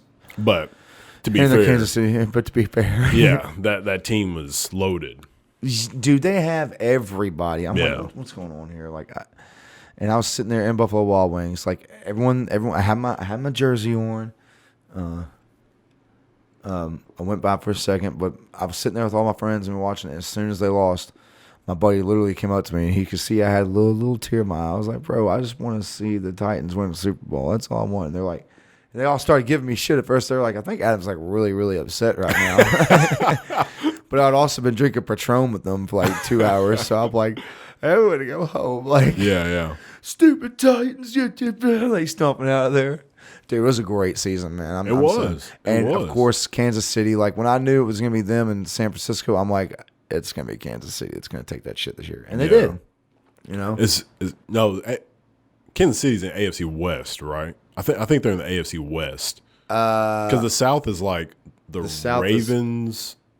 No, the AFC South is us. It's the Ravens are in the North.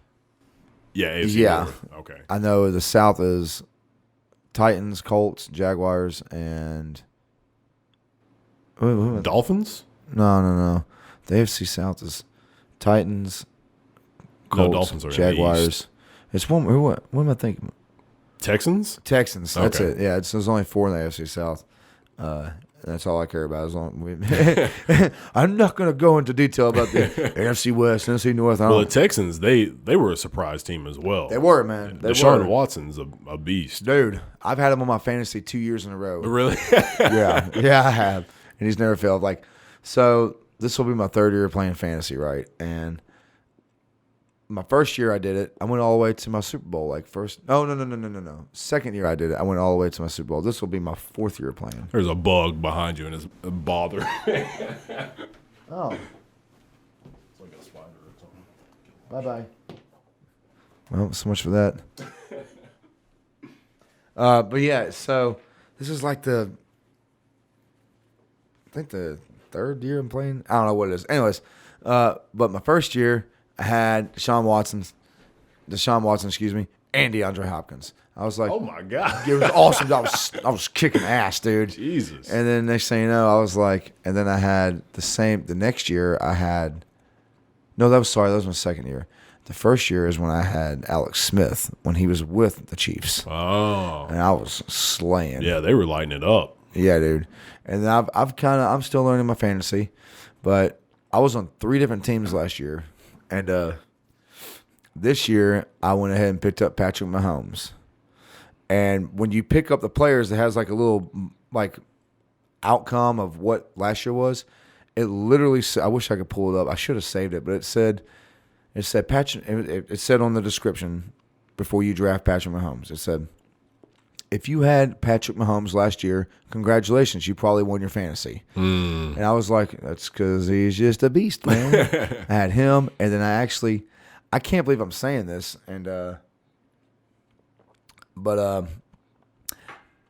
I benched Tom Brady and put in Ryan Tannehill last year. Really? I did. Wow. And it was the best thing I ever did.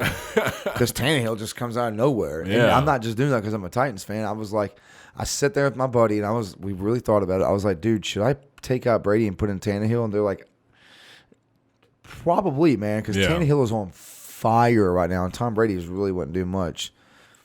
It also pleases me to know that the last pass that Tom Brady ever did as a Patriots was an interception from the Titans. That's awesome. That was his very last pass as a Patriot. That's awesome. Crazy. I didn't know that. Yep, and so I just want the record to be known. We took down that shit. I love Tom Brady. I do. He's the GOAT. You think so? I think so, man.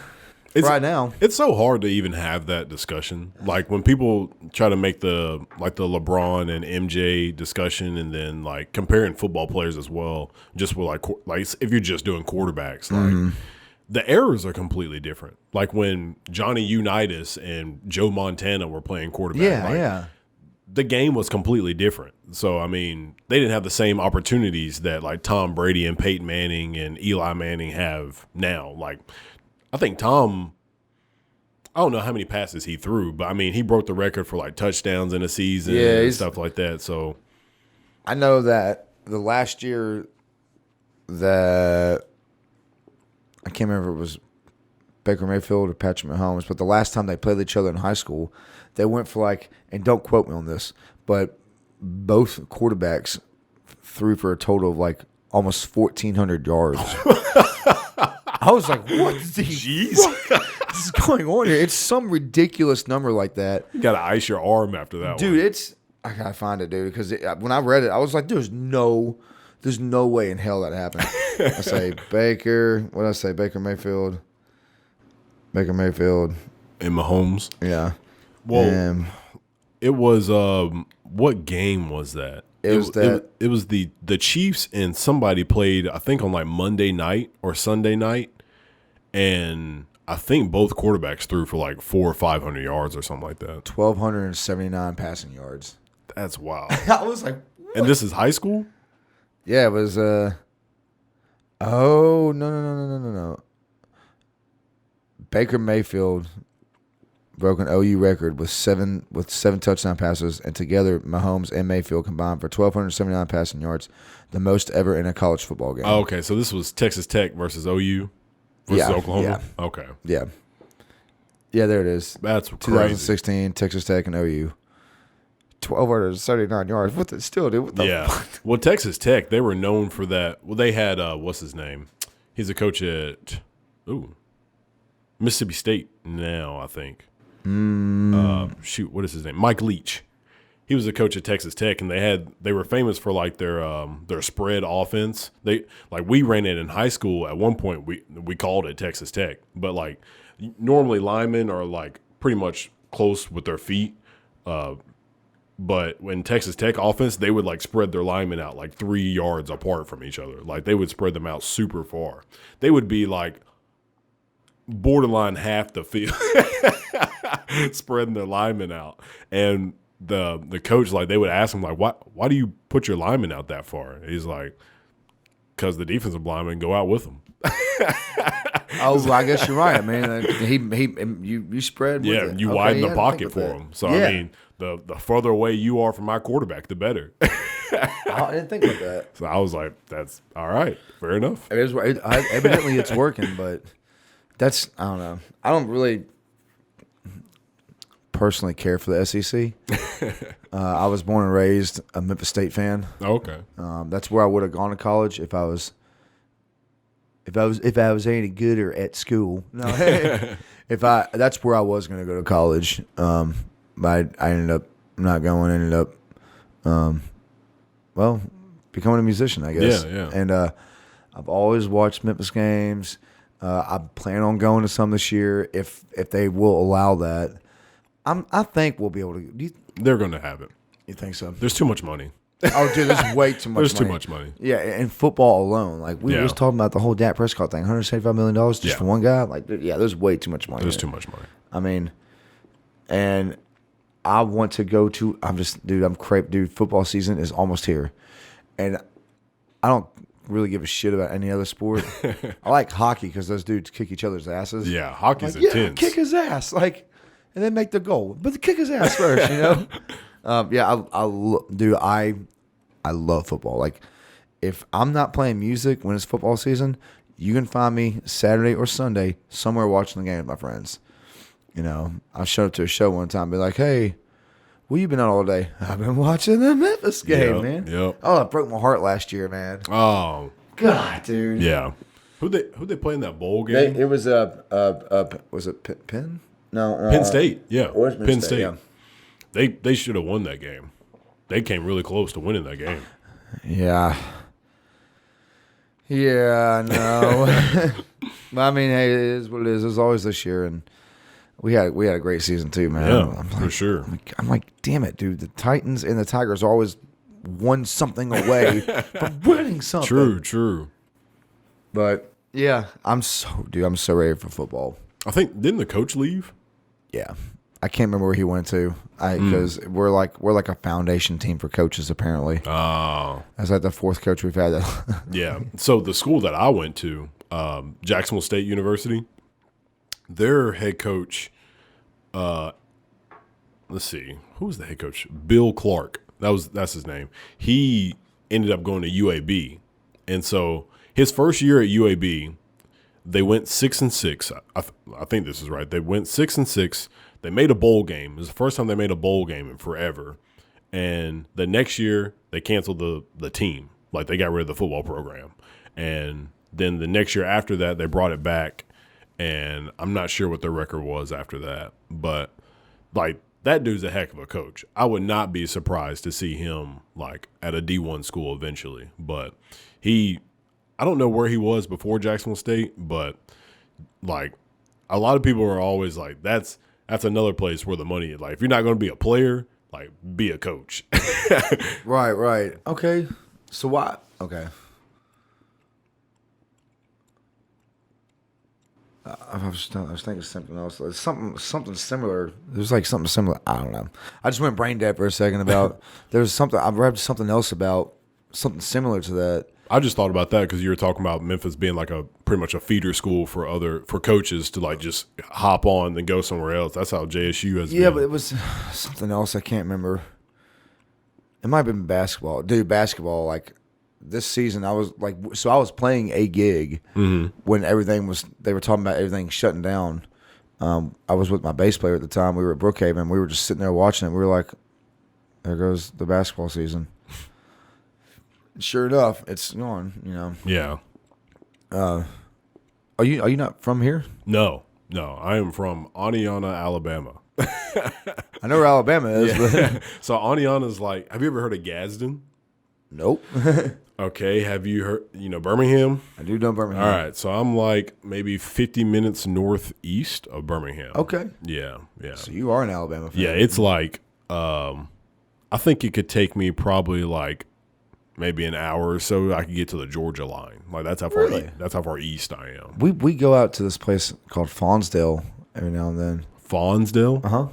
Never heard of it. Yeah, it's a small little town. They book us out there, and It's Fawnsdale, Alabama. It's really fun. You know a city next to it, like a big city close to it.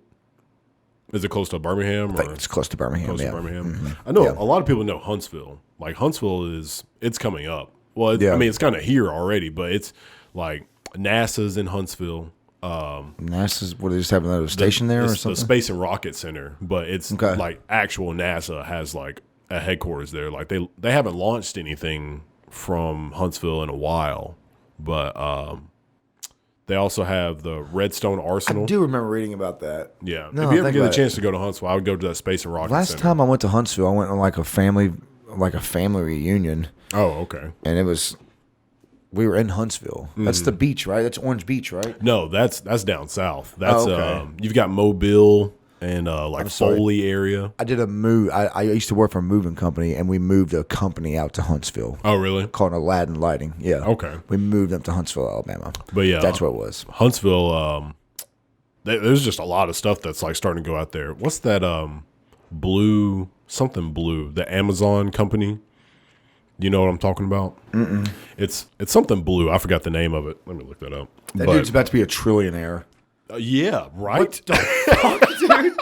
What the? All he knows is like, I'm just gonna make a website about books, and the next thing you know, They're trying to give me. Google's trying to give me like stuff on Amazon with the name Blue. Is it like Falcon? I'm just making up stuff now. Oh my God, Google has no idea what I'm talking about. Blue. Let me do Blue Company. People who know what we're talking about right now are they're like screaming.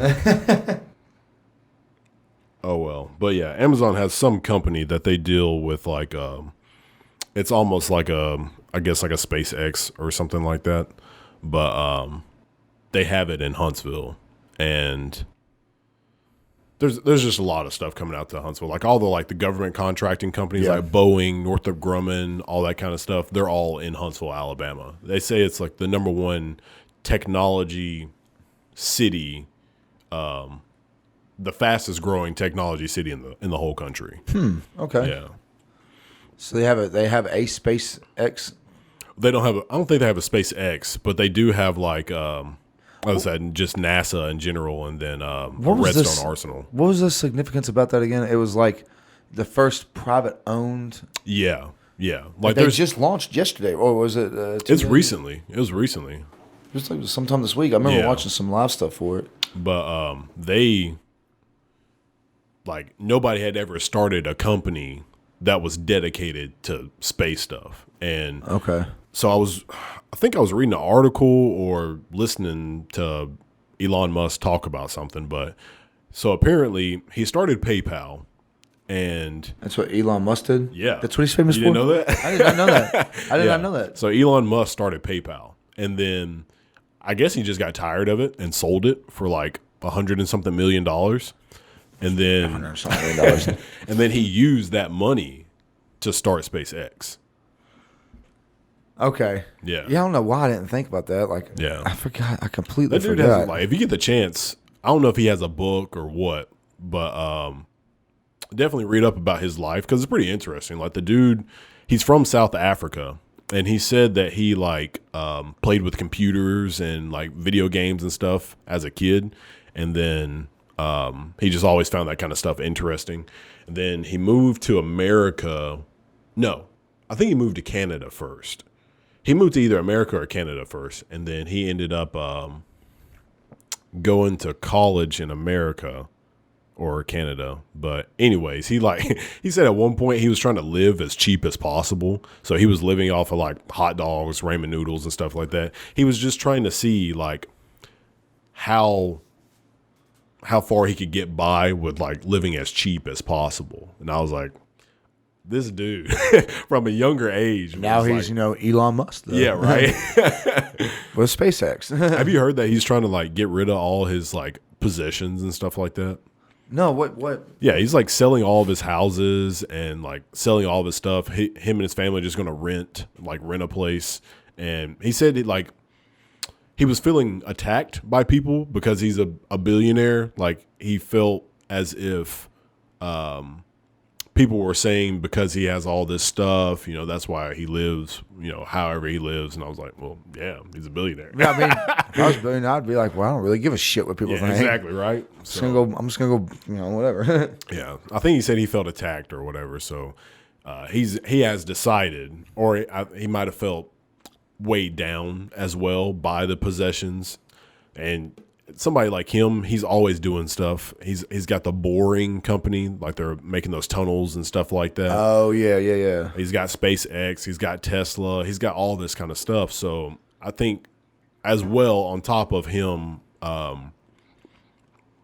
saying he's being attacked, but on top of that, the least amount of stuff he owns is probably going to be better because the least amount of stuff he has to keep up with. So I guess in that shape or form, fashion, it's good for him to have less stuff. Mm-hmm. But that's a pretty wild concept, to be a billionaire and like not want to have a lot of stuff. Yeah, him. We were just talking about Jeff Bezos, man. Yeah. Like, what do you do with $1 trillion? Anything you want. Whatever the hell you want to do, basically. Whenever you I'm just gonna wake up and buy this island today, I guess. I mean, dude, I can't remember. Dude, you gotta look it up. Like how much money he makes a minute.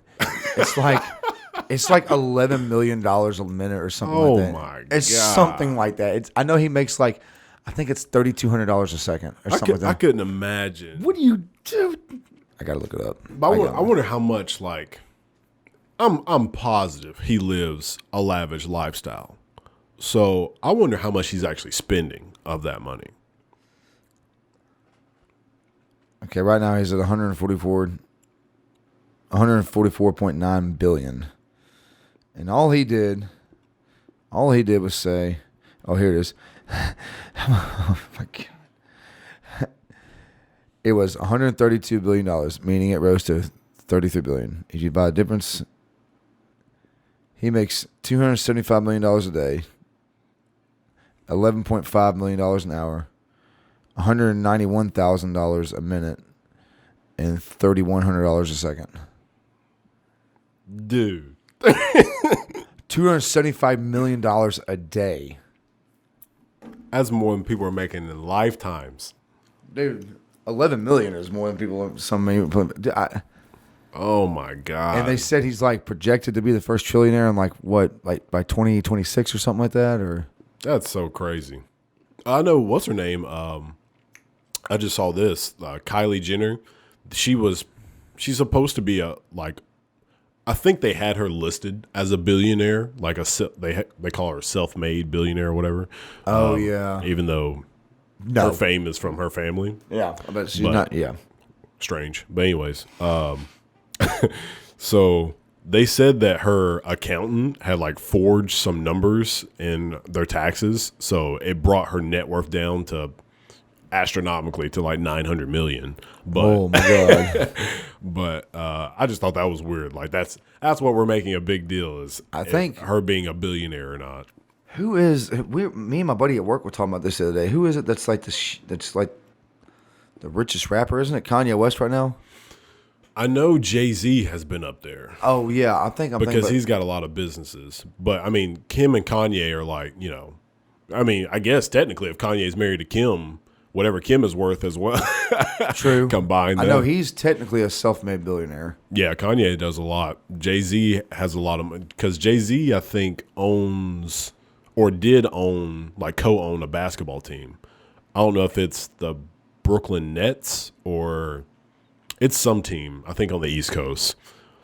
I can't remember who it is, but let's see. Yeah, Jay-Z owns that. He owns. Was it an NBA team? Yeah. It is an NBA team. Yeah, it's an NBA I know team. Michael Jordan was doing that one with. He had the Bobcats.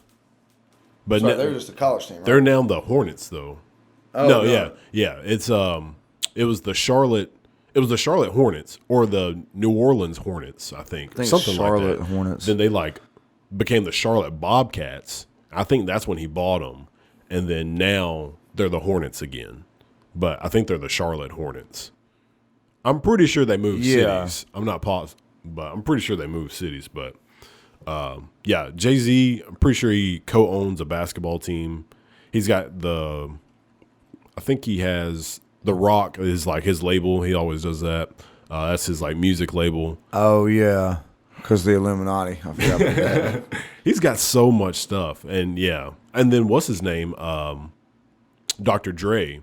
Yeah, he sold Beats by Dre to Apple for $3.2 billion. One of the best things he ever did. Because all he did was slap his name on it.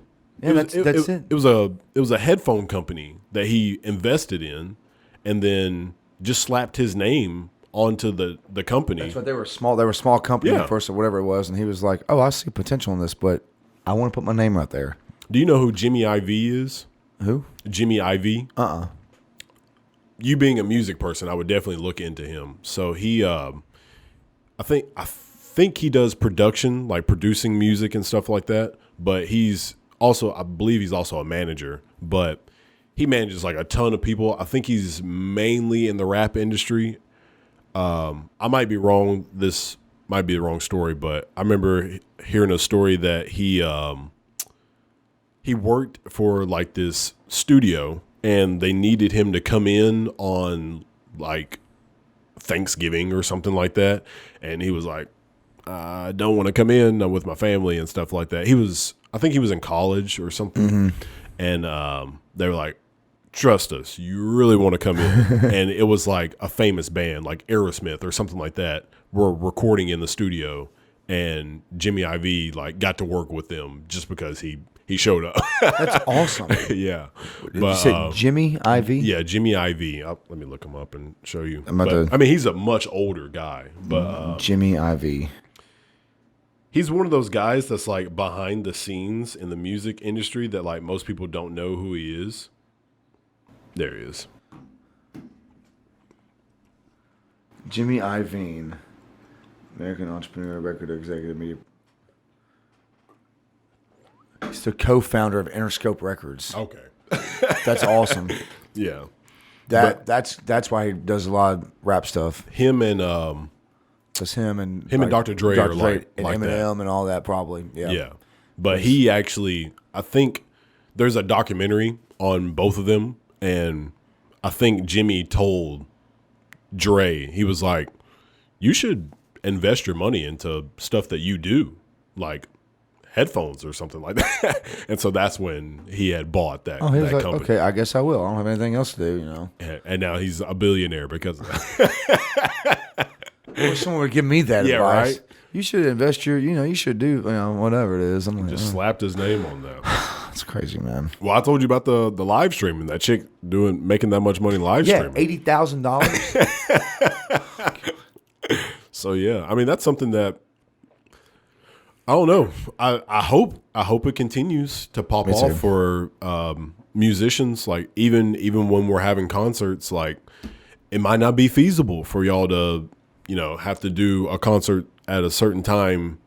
Maybe everybody like, hey, I can't come out or whatever. So just live stream one, and there you go, and just put that virtual tip jar up, and I hope everybody participates, because that's like me being a rapper. Like I haven't heard anybody doing that live streaming personally. It's a little different because you're not playing anything; you're just kind of rapping. But like people who are like playing music, like a guitar or something like that, and singing, like that's perfect live streaming as a concert, and I don't see why people wouldn't treat it just like an actual concert. You should go to Facebook and follow Quarantine Karaoke. It's a page I follow, and it's just this huge worldwide page of everyone doing all these different live streams. You can go up there live stream. I've seen rappers up there. I've seen people up there just doing karaoke stuff. I've seen this one guy just jam. He's got like 300,000 people viewing it. Jesus. It's got like, let me look. It's got like so many members. I can't remember what it is. All right, let's see. And you always see somebody up there. Let's see. Quarantine Karaoke. It's a group. It's got 719,000 people. Okay. I'll have to check that out. Yeah. Quarantine Karaoke. You go up there, do your own thing. Like, it's just, dude, literally it's just people just right now.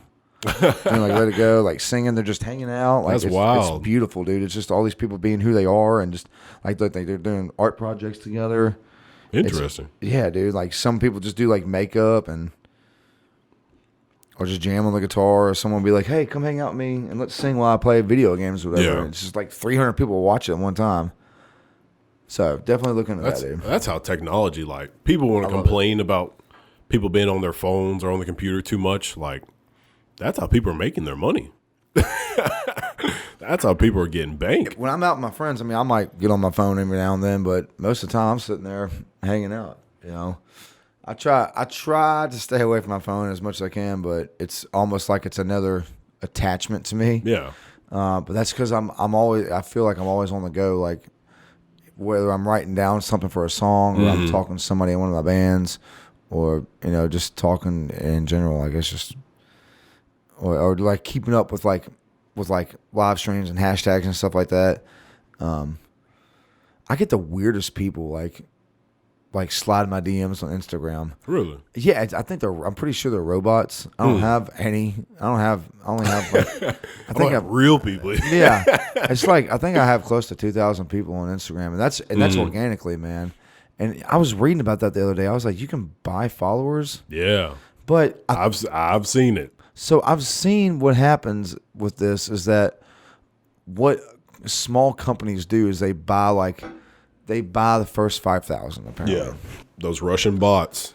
Yeah, and right. And apparently after that, like naturally and organically, more people are going to follow you on that, and then they take away like those 5,000 again, and then you have like organically like 10,000 people. Yeah. So it's like, here, you borrow these, pretend like you have a lot of followers. That way, true followers will follow you. Yeah. And once you've matched it up, there's no need for it anymore. Yeah. Or something like that. But well, I mean, like, I don't know about that. They say it's just, I guess, psychologically, you are more inclined to follow somebody because they have a ton of followers. Yes. So that might be a part of that science, because like also like following people back, like, so I'm not a fan of just like following random people just cause, or like doing the follow back type of thing. I've been cleaning up a lot of my stuff lately, so like, and I've been preaching about that, just like follow people you want to follow. But yes, I've noticed that I tried it one time just to see. And I just started following like random people, and like I started getting a ton of followers, just like random followers. Some of them weren't even the people I was following. I was just getting random followers, and I was like, Instagram, what are y'all doing? Yeah. So it's just like random people? Yeah. I mean, some of them were real people, and then other ones I could tell they were just like bots or just like fake accounts or whatever. But I just started following just like random people. I like go through the search, and you know how it'll pop up like the people who are like suggested or like similar to the person you're following. I would just like hit the follow button, and then I was just getting random followers. I just kept getting followers, and I was like, This is crazy. Like, Instagram has a legit algorithm where they're basically rewarding you for following a ton of people. Let's see. So hold on. First off, follow you real quick. So like this is right here, just like suggested follows. Mm-hmm. Just I was doing that. I was just following those people, and then I would like go to somebody's page and I would follow them. I mean, I'm sorry. I would go to somebody's page and I would like follow the people that they're following. Okay. And like my followers just started going up. Like I would get like, if I followed maybe like 30 people, I would get like 6 or 7 new followers, like probably within like the next 2 days. Okay. And I was like, I know the that's hashtags. so weird. I know the hashtags are the main thing, because people follow hashtags nowadays. I know I personally do. Mm-hmm. I've been listening to a lot of Post Malone lately as well. Mm-hmm. So every time I go to what's popular on Instagram, first thing that comes up is like Post Malone playing beer pong again, or that dude loves beer pong. Oh yeah, he loves Bud Light and beer pong. And ow, I just hit my nose ring. What's the song? Is it beer pong or beer bongs and Bentleys? Beer bongs and Bentleys. Beer bongs and Bentleys. That was a cool ass album, man. Then he had Hollywood's Bleeding. I'm like, this dude, like, he gets the worst shit, man. Like he really does. He's I'm a great musician. dude. He was in a metal band. He's played rock. He's played pop punk. He's a hip hop artist. He's a pop artist. He's phenomenal. I don't give a shit what he puts on his face. I don't care. He's just and like there's people that like, oh, I don't like his music, but I just want to go hang out with him because he's just cool. Like there's a lot of people like I had a buddy of mine. He's like, I really don't listen to Post Malone, but I follow him on Instagram because he's cool. Like he looks like he'd be cool as fun, coolest shit to hang out with. Have you listened to Clever? So Clever is he's an up and coming artist, but he is signed. Like Post Malone just signed him to his label.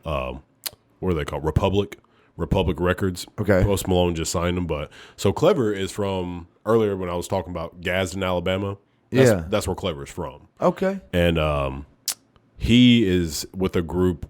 They call it Payhouse Music Group.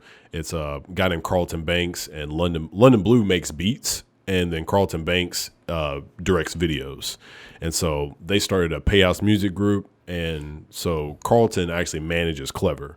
Well, Clever was doing a song with he did a song with a rapper out here named NLE Choppa, and that blew up. Like everybody, it's got like millions and millions of views on YouTube. And then Clever did some other features. I'm not sure who else with, like smaller name people. And then he recently was on Justin Bieber's last album. Justin said that he found him on the internet, and I saw one of Clever's posts on Instagram. He posted like a song he did, and you can like, you know how you see like some of the top comments, it's like one or two comments of like, it might be a famous person or something. If you went to the post, like Justin Bieber's comment was on, and it's like, hey, check your DMs. Yeah, it's pretty wild. That's wild. That's awesome though. But yeah, he got Clever. Is it with a C or? It's Clever. VR, just like it's spelled? Yep, just like Clever. Okay. And it's a clever name. Sorry, I just said right? I did not just do that. Well, his Instagram name used to be Who Is Clever. Oh, that's awesome, dude. Yeah. But his voice is absolutely amazing. I'll let you listen to his music after this. Yeah. But so dang, what was I gonna say? Oh yeah, so Clever and Post Malone they're featured in one of the songs on Justin Bieber's album. It's called Forever. But yeah, it's people say that Clever sounds like Post Malone. I think they're pretty distinctly away from each other. Like I don't think they sound similar, I guess, but not exactly the same. Like you can tell the difference between their voices. He's got a great voice though. Clever. Yeah. I'd be down to do that. And he's like I think he's like 35 or 36 years old. Really? Yeah. And he's just now getting big. Like he was on MTV like in 2009. So he got on I think it was like a rap show or something like that, like a rap contest that he got on back in like 2009. And he posted on Instagram one time. He was on, I want to say it was like a spring break thing that MTV did. And he was on stage in like a rap battle. And it was, that was over 10 years ago, and he's just now getting his name back up like in the industry, and I'm like, dang, kind of fell off and came back on. The patience of this man. I mean, hey man, if that's what you love to do, then you stick to it, man. Like for me, I'm gonna play music till I die. Yeah, that's just me though. Is your keyboard lighting up? It is. That's cool. Yeah, I paid a lot of money for it, so I got the monitor, the keyboard, and my computer off of iBuyPower. iBuyPower? Yeah, iBuyPower. And all that was like $5,000. Yeah, I spent a lot of money on that stuff. That's awesome. It looks cool. Thank you. It looks a lot cooler than my apartment. I had this dude Trey Drizzle and Marcus 901 on, and that's their Instagram names, not the real names. But he came in, he was like, dude, what is that? And I was like, that's my computer. He's like, that's a computer. I was like, yeah. That's a computer. That's what the inside of a computer looks like. Yeah. I mean, most people, they either see an iMac or, Yeah. You've got the desktop that's completely closed up, so you're not seeing much. But yeah, That was awesome. who is somebody that I should bring on next? I'm going to say that before I forget, because I usually forget that. You can get my buddy Cody Clark on here. You can also get my buddy Seth Walker on there. There's a few people that you should definitely go on here. I can, get with you about that. Awesome. Because like having certain people on and then them like suggesting other people greatly helps me like find new people. 'Cause Absolutely. Sometimes I try to find people and they like might not contact me back, because I've usually been getting Rachel. That's how she contacted you. I usually get Rachel to like just find the people and then message them. So if they don't message back, then it's kind of expected, because she's just a random person messaging them about doing something. But even Louise said that sometimes people will like message her about doing something, like maybe doing a song or some sort of gig or something like that, but they don't really actually have like something truly, or like they just might be trying to hang out or something like that. I was like, dang, I've had that happen crazy. before. Really? I've had that happen before. Like, that's weird. It's just kind of like I said, like all these weird people will get my DMs sometimes. I'll be like, maybe, man, well, you want to hang out sometime? No. I don't really hang out with a lot of people. Yeah. When I do, it's just a small group of my close friends, and you could probably see us frequent at TJ Mulligan's on Trinity a lot. Look at that. There's another plug right there. There you go. Look at that. No, we hang out there a lot, and it's just like a group of like maybe 10 of us. It's just that's where I play. Seth plays there, and Cody plays there as well. You should get those guys on, man. Okay. We actually all have a big show coming up. It's it's for Seth Walker's EP release party. It's July 11th at the Bluff, and you can buy tickets. You can find me on Instagram at ammusic901. It's Seth Walker's EP release party. Cody Clark's direct support, and then I'm playing, and then Seth Austin's going to open. Okay. So those are some guys. That'd be cool to maybe try to get some of those guys on to help promote the show as much as possible. Awesome. Yeah, they want to come on at the same time. I mean, I got 4 seats. I don't have a mic right here, but I do have. I'll just bring that one over. Right. I just put it here. That'd be cool. So when I have more than just like 2 people or 3 people on, I need to figure that out. Because I mean, like right now, you could see the person if we were all like staggered, but like. Well, I had Trey and Marcus on, and you could barely see Trey from this angle. But I had on, what's his name? Prince DJ and Bianca McMillan. I had them on, and what I did was I brought the camera over, and then I like lifted it and turned it, so you could clearly see both of them, and me. But I just need to get another camera. That's what I need to do. Like putting it in the corner. Well, I like the close up, like that. Us being like, this close, like it makes for a better, I guess, view. So that's what I want to do. But I really just need to get a new tripod and another tripod, another camera, and do like the POVs where you got like 2 different angles. Yeah, that'd be cool. But but if they want to come on multiple people at one time, we can definitely do that. That'd be cool. Yeah, for sure. Love doing stuff like this, man. So you've got what you said. You want to try to put out 2 other singles? Try to? Yeah, I'm gonna try to release my first single. This show for July 11th is my debut as a solo artist. With my buddies that play in the band with me. But like I said, I have AM Whiskey, and then I have Adam McClelland. So that's just like another band. Yeah. And I want to try to put out at least 1 single this year. Okay. At least. I'm pretty sure I can make it happen. I just got to figure out who I want to produce it. Because there's so many great people around town, man. I just don't know who to go to. I don't know. That's been on my mind the past few weeks. We've been talking about that at band practice. We were like, all right, who's going to produce it? Who we're going to cut it with? And I'm like, that thing on my phone and do it. No, Yeah, if you never need to do any recording here, you're more than welcome to. Like Okay, I cool. record everything here. I so. appreciate that, man. I really do. Yeah, that'd be cool because I'm trying to learn how to do more recording stuff myself. I'd actually appreciate it if I could record. So, how do you record guitar? Like, I've never seen it done. Man, Do you actually like have a mic that you record into? There's some people that just put a live mic in front of it, and some people that just plug straight in. Me personally, I like live micing it because it gives it a truer sound. Okay. But yeah, that's basically it. You just like, it depends on what.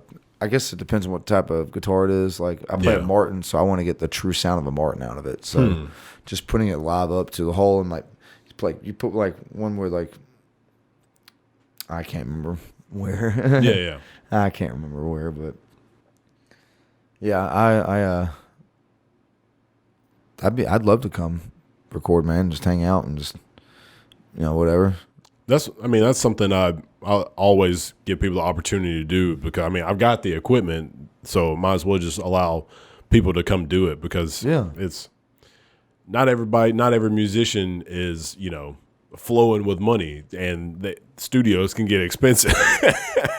So I think me being somebody who knows how to record and knows how to produce music should give people the opportunity to do that. And yeah, dude, it's a way of collaboration because that'd be awesome. Now you're like, because people are going to ask like, where'd you record that? And then now you'll tell people about me. So yeah, for sure, dude. Yeah.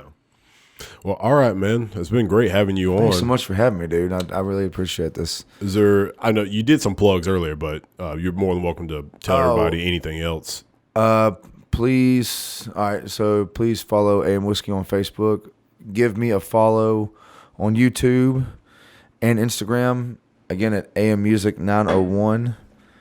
And I really appreciate you having me out, man. This has been awesome. I hope everybody's enjoyed it too. So July 11th at the Bluff, opening up for Seth Walker. It's gonna be a big show. It's gonna be a fun one.